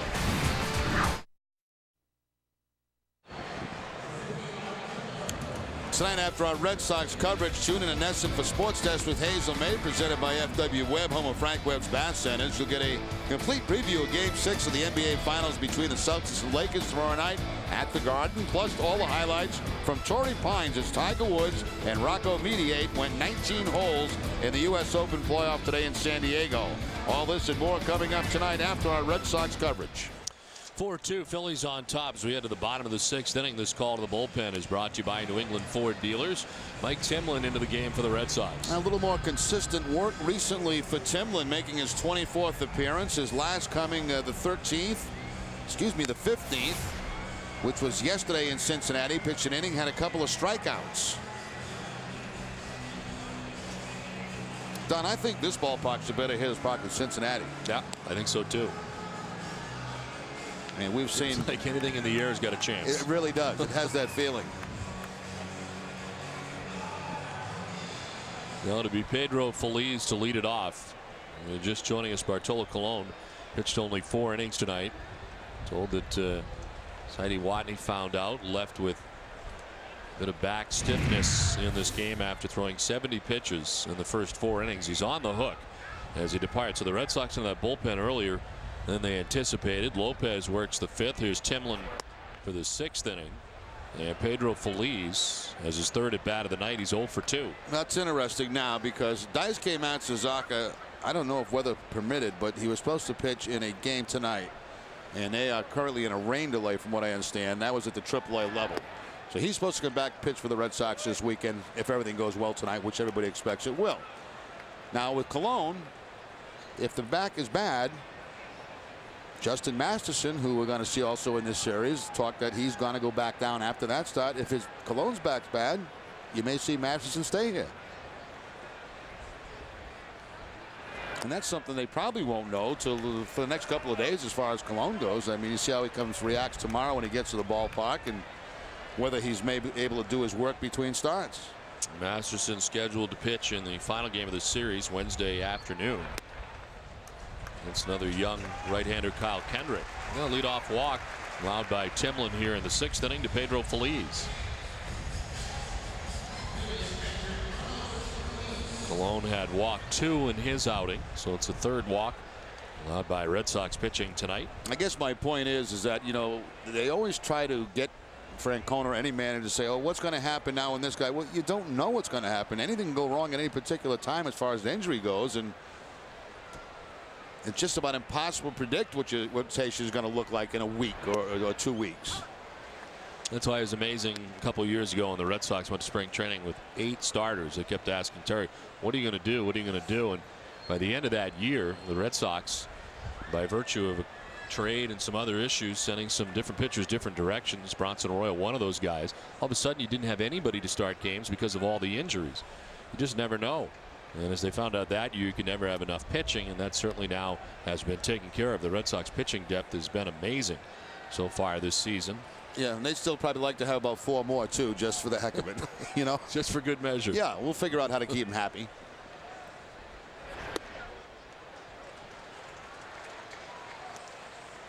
I think I'd be a terrible general manager for many reasons. But I think the biggest one is I would never trade a pitcher, a good pitcher, a prospect, a good an organization. Yeah. There are some other reasons I wouldn't be very good either. I'd release players after games all the time. Bad game, you're released. You're just jumping right out there Well, with this. there'd be too many reactions. I don't have enough patience. Well, you're sitting right next to a guy who has all the patience in the world.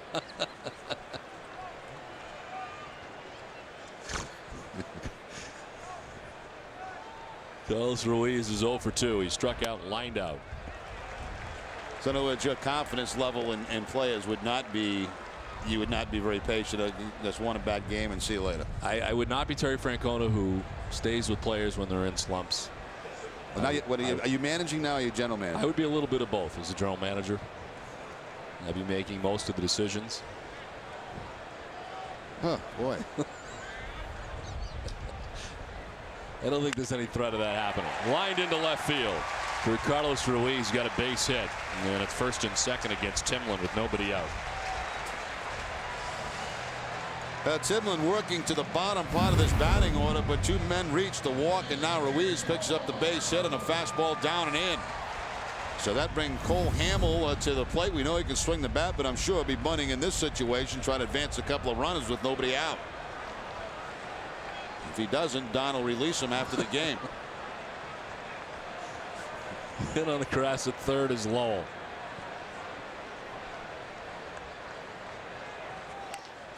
And the bunt bid back towards Timlin. Pedroia covering at first for the out. Hamels gets the job done. 2 into scoring position with 1 away. Now those things become so important in National League games, and of course you know, getting the job done with a sacrifice, getting 2 men in scoring position. Pitchers can keep themselves in games too a little longer if they're able to execute like that, get those little things done, swing the bat a little bit. Come a long way, Don, from your, what was your first job? First job I made pizzas. No, in baseball. Baseball, single A, Pittsfield, Massachusetts. Pittsfield Mets. From Pittsfield to general manager of any club. Unbelievable. What a story. It's been a great ride.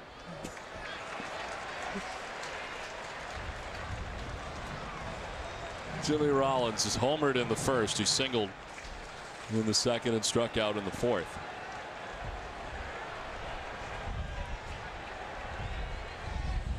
That was all against Bartolo Colon. He faces Timlin with 2 in scoring position and taps one fouled, even the count of 1-1.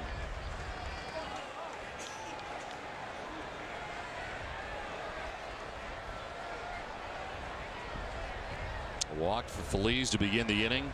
Single to left for Ruiz. A sacrifice bunt for Cole Hamels. Second and third, 1 out.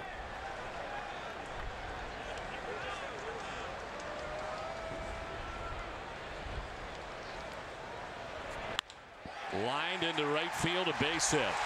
From third comes Feliz. Ruiz will come around to score 2. And it's 6-2 Philadelphia.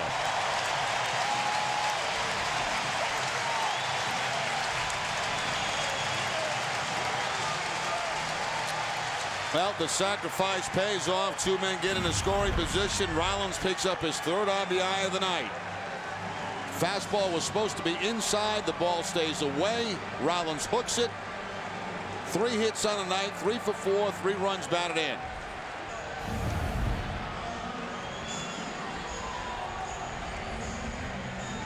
Well, the 5th 3-hit game of the season for Jimmy Rollins. Home run and 2 singles. He's knocked in 3 runs. John Farrell making a visit to the mound to talk to Timlin. Action in the Red Sox pen as David Eidsma warming up. Now the 9 spot's the leadoff spot for the Red Sox in the 7th inning.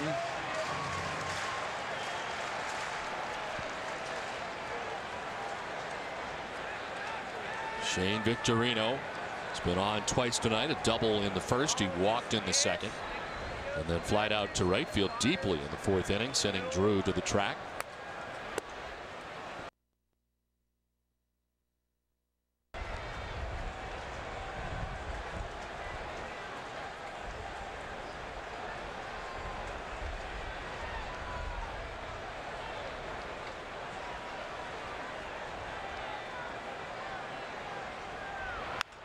Lined into right field, a base hit. Rollins heading for third base. Drew gets it back in quickly. And it's 1st and 3rd now for the Phillies with 1 out. And they're taking their hacks at Mike Timlin here in the 6th. Yeah, they sure are. Now they're getting to their big guys, Utley and Howard. Let's see if Francona makes a switch before this game gets way out of hand. That's a changeup that time. Just picks up his 2nd hit of the night.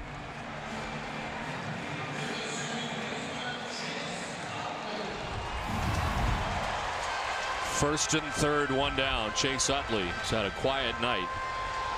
He was struck out, popped up, grounded out. 0 for 3. Only out that Timlin's been able to get was on a sacrifice.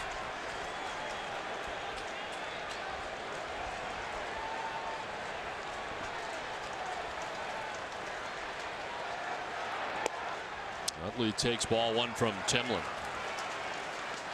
Timlin, a former Philadelphia Philly, made 30 appearances for the Phillies back in 2002.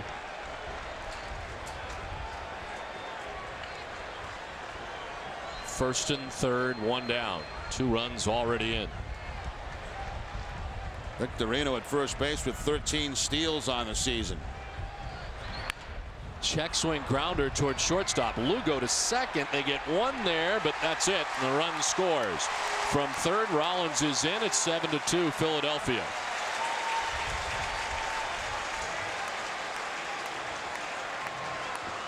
Tell you what, too, they just barely got Victorino at second base. And check swing ground ball by Chase Utley. And the underhand shuffle from Julio Lugo just gets the man at second base, and Pedroia tries to turn it over. He had no chance of doing that. I mean, Victorino almost beat that. That was a very close play. So a runner at first now and Chase Utley, and here's Ryan Howard. 2-run home run in the first, solo shot in the 3rd, and then struck out swinging in the 5th inning. Now drives 1 to deep center field. Ellsbury headed back, and he will not make the catch. It's off the glove.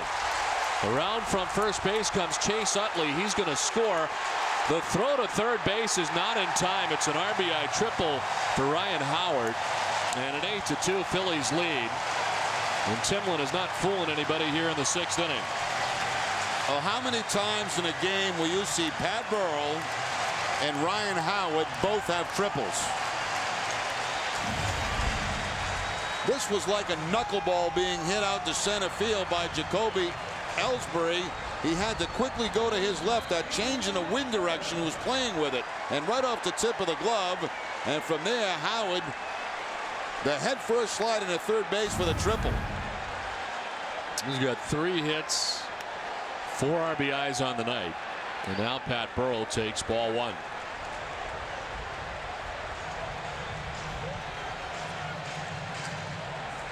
Burrell, the 8th member of the Phillies to bat in the bottom of the 6th inning.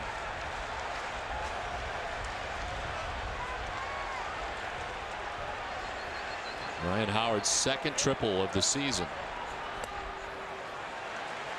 Has him 90 feet away with 2 outs. It has been a 4-run bottom of the 6th inning so far for the Phillies.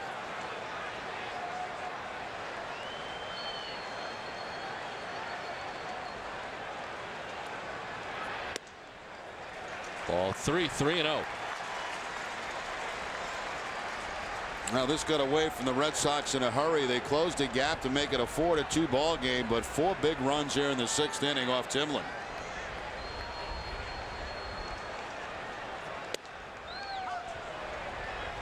Three and 1 to Burrell. Jeff Jenkins waits on deck. There are 2 outs in the inning.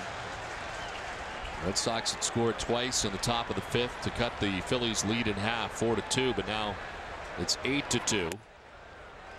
And it's ball 4 to Pat Burrell. Second walk of the inning allowed by Timlin. Here comes Terry Francona.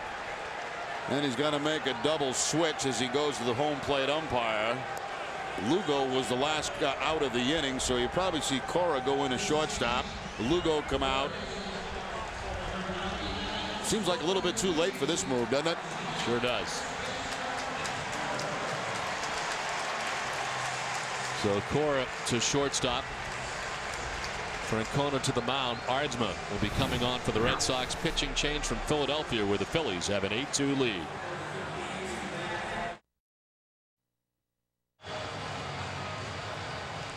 Coming up after the game, it's W.B. Mason's Extra Innings with Tom Caron, Dennis Eckersley, and Heidi Watney. You'll get the manager's perspective on this series opener as Heidi brings you Terry's take from the Sox clubhouse.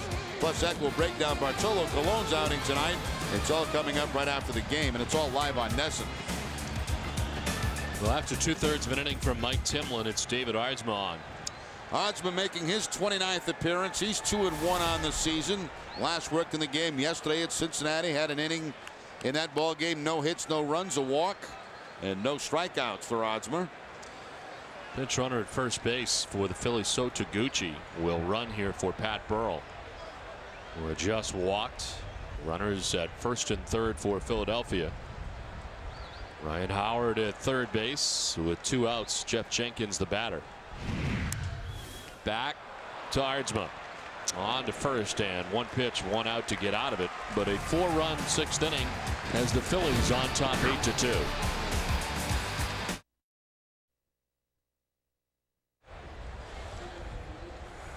(8-2) Phillies on top. So Taguchi stays in the game after he pinch ran for Pat Burrell. He takes over for him in left field as we head now to the top of the 7th inning, and Alex Cora, as part of the double switch, leads it off here in the 7th. The pitcher spot now the 8th spot in the Red Sox order is Cora bats now. Ellsbury, then Pedroia expected in the 7th. 96 pitches tonight from Cole Hamels, who works here into the 7th now with a comfortable 6-run lead. The only runs that he has given up, back-to-back home run solo shots by the Red Sox in the 5th. Pedroia and Drew, as Cora takes strike 2.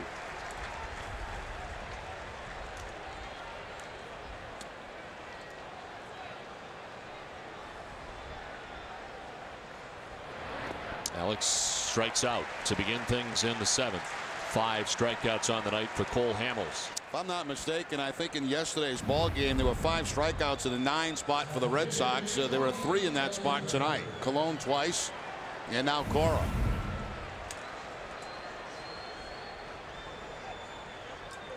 One out for Jacoby Ellsbury, who was 0 for 3s, popped out, fouled out, and grounded out.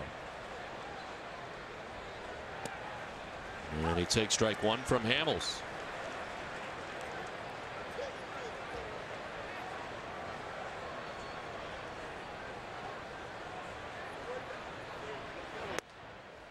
Strike 2, and it's 0-2. He's retired 6 batters in a row, and his first 1-2-3 inning in the 6th inning. Otherwise, worked with men on all night. Red Sox had left 6 men on through the first 4. Now Ellsbury sends one on the ground to Chase Utley, and there's 2 outs in the 7th.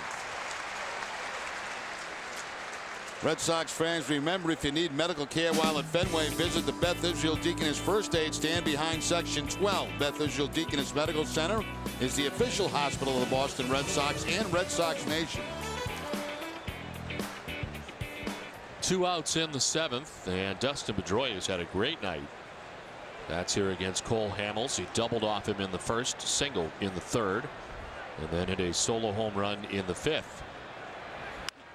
Now lines one down the left field line, just foul.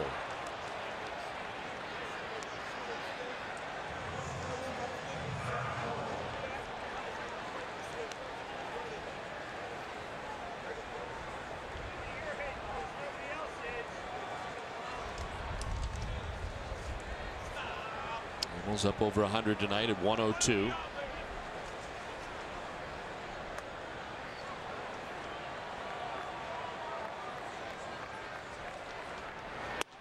And tight, and it's a ball and a strike.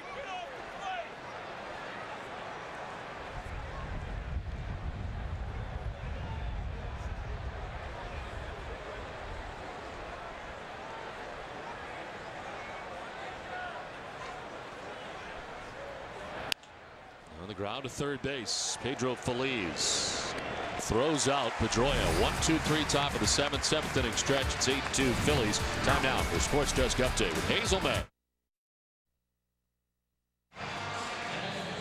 Following the game tonight, it's Granite City Electric's Extra Innings Extra with Tom Caron, Dennis Eckersley, and Heidi Watney. You'll get your text questions answered in your Text the Expert segment. Just text your question to 83733. Plus, hear all the reaction from the Red Sox clubhouse after the series opener. It's all coming up after the game, live on NESN. Pedro Feliz to lead it off against David Aardsma here in the bottom of the 7th innings. He sends one foul. It's 8-2 Phillies on top. Banged out 11 hits. 3 in the first, 1 in the third, and 4 in the 6th inning. And as it works out, the 4 runs allowed tonight by Colon, the first 4, and then the next 4 by Temlin. Aardsma on 1 pitch, got the final out of the 6th. He's back out there for the 7th inning. The last 2 times Hamels has pitched in a game, he's gone 9 innings against Cincinnati, then 8 last time out against Florida. So 104 pitches through 7 tonight. Lowell to his left, and there's one away in the bottom of the 7th.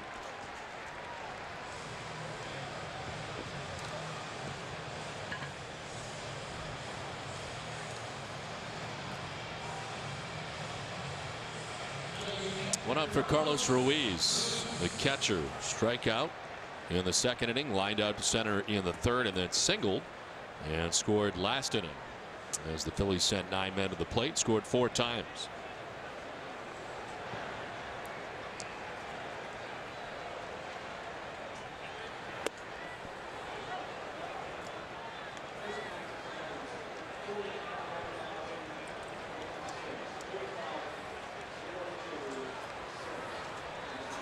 We announce the attendance tonight. 45,026 on hand here in Philadelphia. Again, 45,026. Expecting big crowds here in the 3-game series between the Red Sox and Phillies.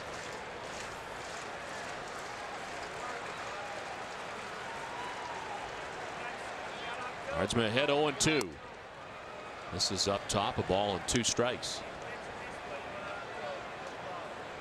The Phillies are 41-30. They have 3 less wins than the Red Sox. Boston 44-28. You got the top team in the AL East taking on the top team in the NL East head to head tonight, and the Phillies with an 8-2 lead in this first game of this 3-game series.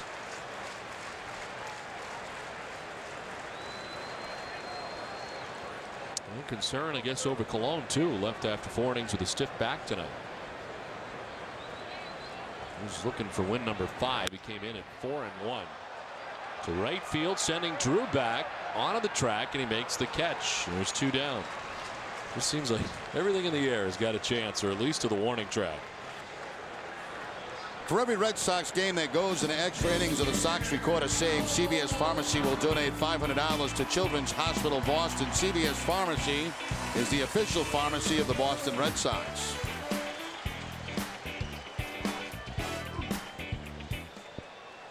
Two outs here in the bottom of the 7th, and more Cole Hamels, who's going to hang in there and pitch some more as he bats for himself with 2 outs in the 7th. He's grounded out 3 unassisted twice, and last time up a sacrifice bunt, which works out great for the Phillies. He got runners to 2nd and 3rd with 1 out. Both those runners would score. As he fouls one off to the left. More action in the Red Sox pen. Hideki Okajima is up and warming.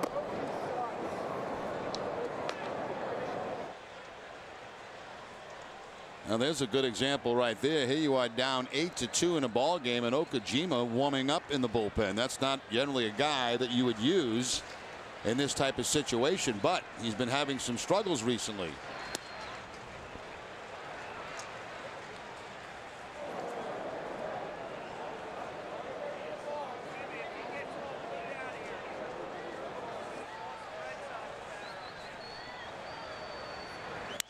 Two-one, broken bat looper that lands in center for a hit. I told you the Phillies pitcher is hitting at .314 coming into tonight.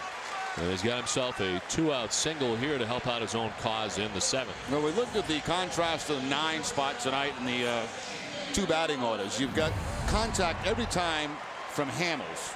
A couple of ground ball outs, a sacrifice. They've got 2 men in a scoring position. Now a broken bat base hit. On the Red Sox side, 3 strikeouts. Not that that's the difference in the game, but just to point out that the National League, these guys are accustomed to hitting. They swing the bat. Not great, but they swing it. Jimmy Rollins swings it pretty good, and he has 3 hits in the game tonight. Home run in the first, single in the second. He did strike out in the 4th inning, or singling in the 6th. Drive in 2 runs. He has 3 RBIs. And he takes the ball 1-1.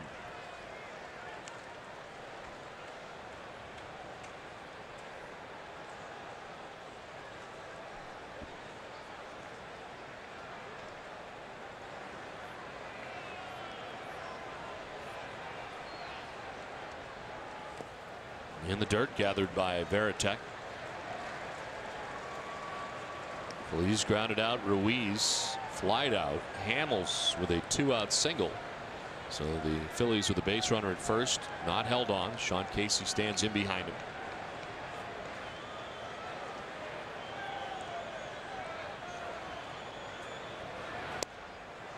Swing and a miss, and it's 2-2 now to Jimmy Rollins. That's the splitter again from Arnsby. He's got a pretty good one. As long as he starts this thing down in the zone, knee high, he's got some good late movement down and out of the zone.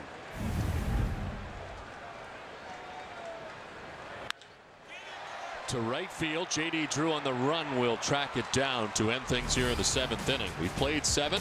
Philadelphia on top 8-2.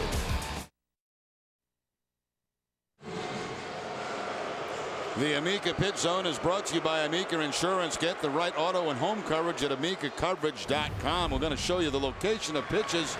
First on a home run by Howard, a ball down and away that he takes to the opposite field. And then this is the triple he hit. This ball down in the zone again, but a little bit more of the plate. And the big fellow legs out a 3-base hit. Well, it's been a big night for Ryan Howard. The 2 home runs, a triple, 4 runs batted in, all part of an 8-2 Phillies lead. As J.D. Drew leading it off here in the top half of the 8th inning is quickly down 0-2. A strikeout for Drew back in the first, popped out to short in the 3rd, then was able to homer in the 5th inning, his 12th round tripper of the season. At the time it was 4-1. Pedroia homered to get that first run for the Red Sox in the 5th. Then Drew followed it up with a home run of his own, and the Red Sox were right back in the game. But a 4-run bottom of the 6th inning for the Phillies has changed the complexion of this one.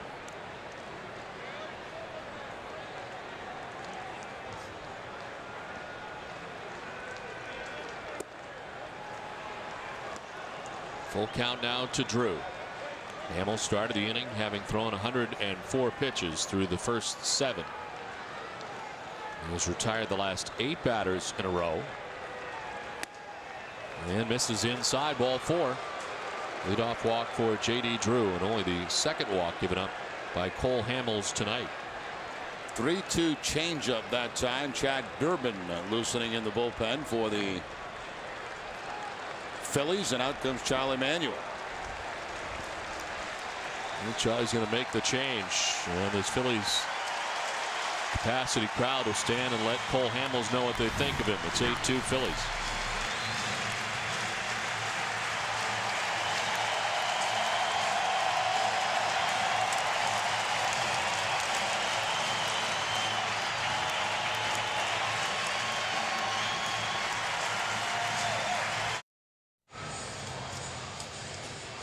Back in Philadelphia, where this game summary is brought to you by your local Lincoln Mercury dealers. Pretty impressive night tonight for Ryan Howard, the cleanup hitter for the Phillies. Well, an impressive first inning for Philadelphia overall, as they would score 3 times in the first. A home run from Jimmy Rollins. But Ryan Howard with a 2-run shot as part of the first inning. He had 17 home runs coming into tonight. He'd get 2, the first one in the first, and then the second one in the third, a solo shot in the 3rd inning, and then he would triple in the 6th inning. 4 RBIs on the night for Howard, 3 hits, and a Phillies 8-2 lead as they bring on a new pitcher. It's Chad Durbin after 7+ from Cole Hamels. 27th appearance, all those out of the bullpen. A 2-1 record for Durbin. He's faced the Red Sox quite a few times. 3 career starts, 5 games overall. Currently on a stretch that has him going 9 1/3 without giving up a run. He's allowed runs in only 4 of his 26 appearances on the season. J.D. Drew at first base. He walked the last batter that Hamels faced. Now Manny grounds one to third base. Pedro Feliz to second for 1. On to first, the double play. Little slip for Utley is on the transfer, but still no problem. Manny, of course, not running well with the hamstring situation. It was not even close, so 2 down. Yeah, no need to rush for Utley at second base with Ramirez going down the line at about maybe 70%. The only thing that concern himself there is getting taken out on second base by the guy running. Other than that, you got plenty of time to turn it over. Mike Lowell pops it up, and what a job by Chad Durbin as Jimmy Rollins underneath it quickly erases any kind of thoughts of the Red Sox having a big inning. 8-2 Philadelphia.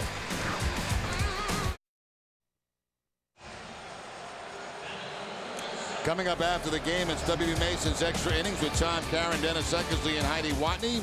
You'll get the breakdown of the key plays of this series opener, all the reaction from the Sox clubhouse, and they'll fill you in on dice game at Suzuka's outing in Allentown, Pennsylvania tonight.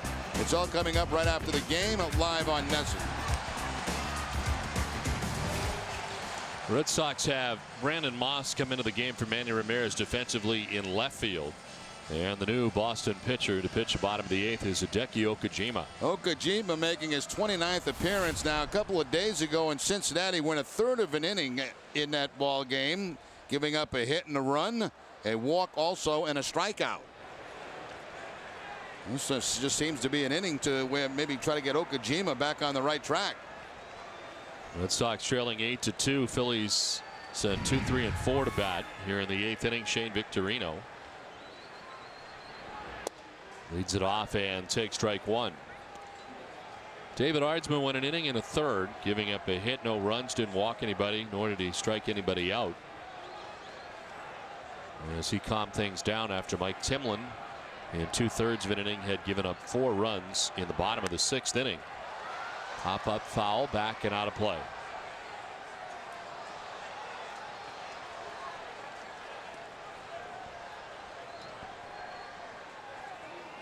So because Cologne only went 4 tonight, Terry Francona got into that bullpen very early. We've seen Javier Lopez for an inning, Mike Timlin for 2/3 of an inning, David Ardsman for an inning and a third, and now Okajima to pitch the 8th.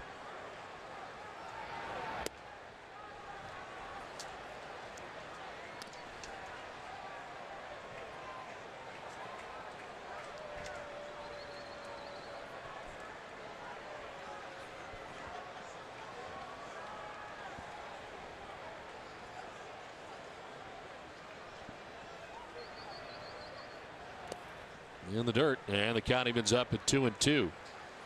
Victorino with a double back in the first inning, walked in the second, flied out in the 4th, and singled last time up. He's got 2 hits. The Phillies have banged out 12. Chase Utley and then Ryan Howard expected in the inning.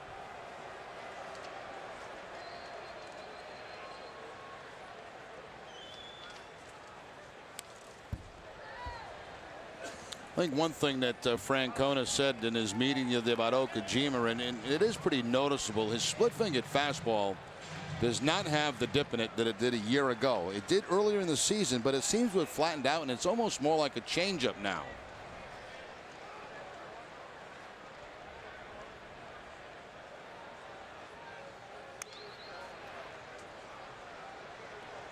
Of course, as we mentioned, that's a pitch that he learned in spring training when he came to the Red Sox. Didn't have that in Japan. It was the key to his success really last year, an all-star appearance and an incredible first year. That thing was dropping off the table.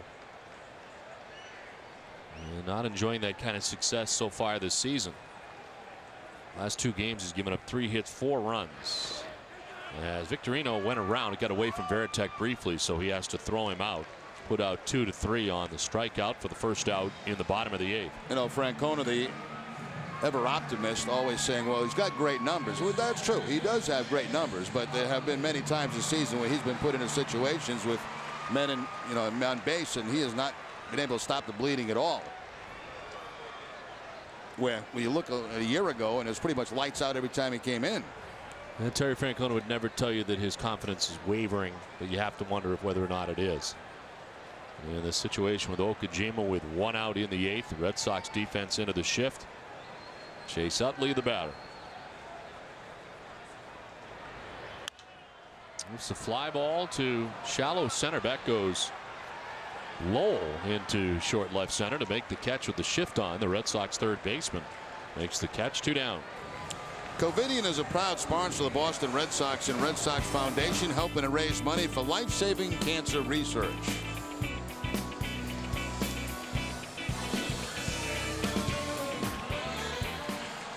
Two down for Ryan Howard. 2 home runs, a strikeout, and a triple. 3 hits, 4 RBIs. Now 19 home runs on the season. He had 2 home runs in a game against the St. Louis Cardinals on the road over the weekend. As he takes strike 1 from Okajima.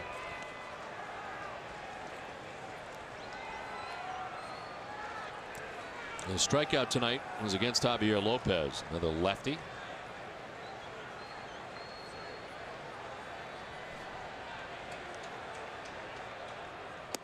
Swing and a miss, and it's 0-2.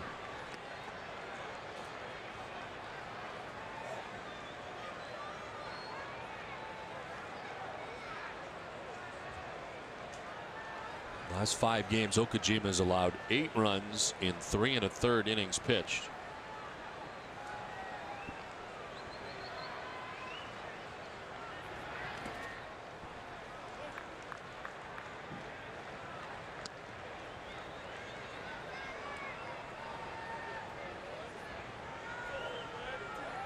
Red Sox still in the shift for Howard as they were for Chase Utley.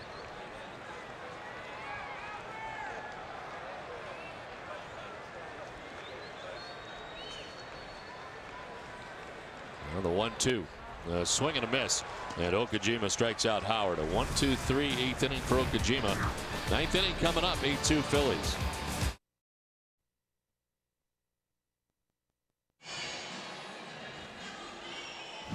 Boston Red Sox baseball on NESN is brought to you by New England Ford Dealers, Dunkin' Donuts, Kia, your New England Lincoln Mercury dealers, Foxwoods Resort Casino, your New England Dodge dealers, Olympia Sports, the official sporting goods retailer, and the New England Sports Network, Subaru Outback, and by Southwest Airlines. 9th inning back in Philadelphia. 8-2 Phillies on top as Jason Varitek leads it off against Chad Durbin, and the count is 0-2.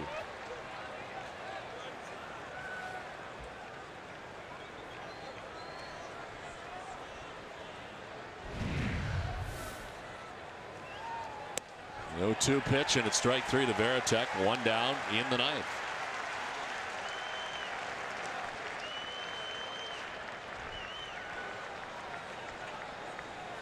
Well, Durbin's been very good since being in this ball game against the Red Sox. Got the double play, a pop up, and now a strikeout on a 2-seam fastball.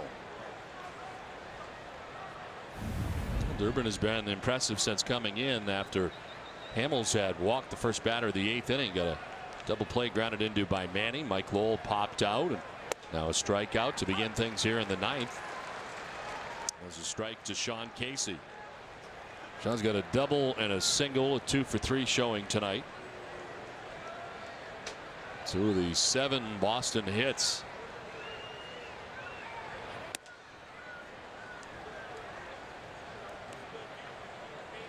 Brandon Moss on deck. He'll be hitting in the pitcher's spot, and the pitcher's spot moves to the cleanup spot where Ramirez left the game.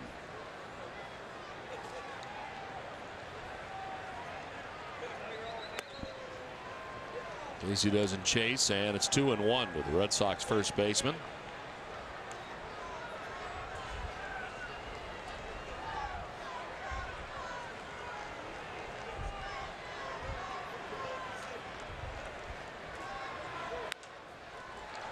Fly ball to shallow right center. Backpedaling is Utley. And there's 2 down in the 9th.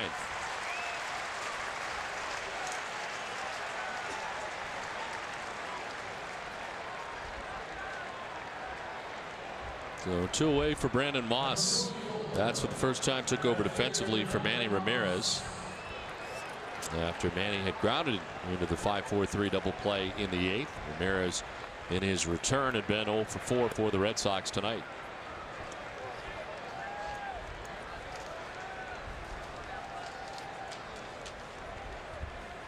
Tomorrow the Red Sox will feature John Lester matched up against Jamie Moyer. Lined into right center field, a base hit for Brandon Moss, who is thinking 2 as he heads for second base. Throw comes back into second, but it's a 2-out double for Brandon Moss here in the 9th.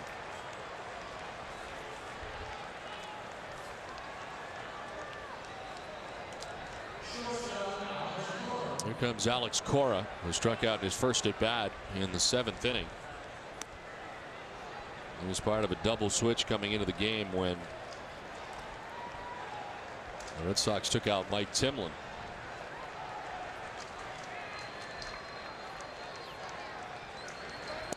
Look at Brandon Moss, and he has a total of 9 hits on the season now for the Red Sox. 2 of those have been home runs, and 2 of those have been doubles.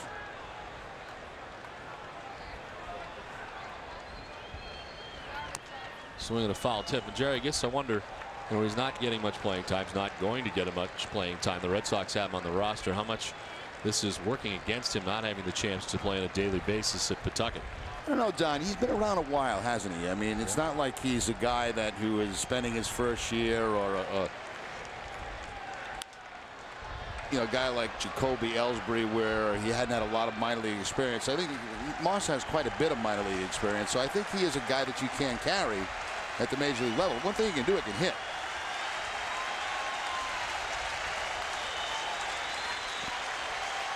One ball, 2 strikes, 2 outs in the 9th.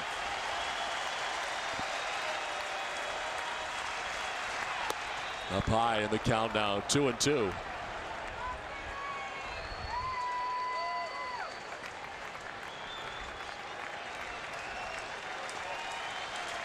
Brandon Moss at second base, 2 outs, 9th inning. Swing and a miss. Cora strikes out, and the Philadelphia Phillies take game 1 of this 3-game series in impressive fashion tonight. We heard about the bats, and tonight we saw them firsthand, led by Ryan Howard. A 2-home run performance tonight in an 8-2 Philadelphia win as they bang out 12 hits. Jerry and I will be right back, but first, here's Tom Caron with a preview of what's coming up on WBB Extra Innings. TC. Well, Don, thanks. This interleague thing is supposed to be easy for the Red Sox, right? Not so in Philadelphia, where the Phillies have one of the best offenses in all of baseball, and they showed it right out of the gate tonight. 3 runs in the first on the way to an 8-2 win. Dennis Eckersley and I will take a look at how it went wrong for the Red Sox. What happened to Bartolo Colon? All that and more coming up on WB Mason's Extra Innings next.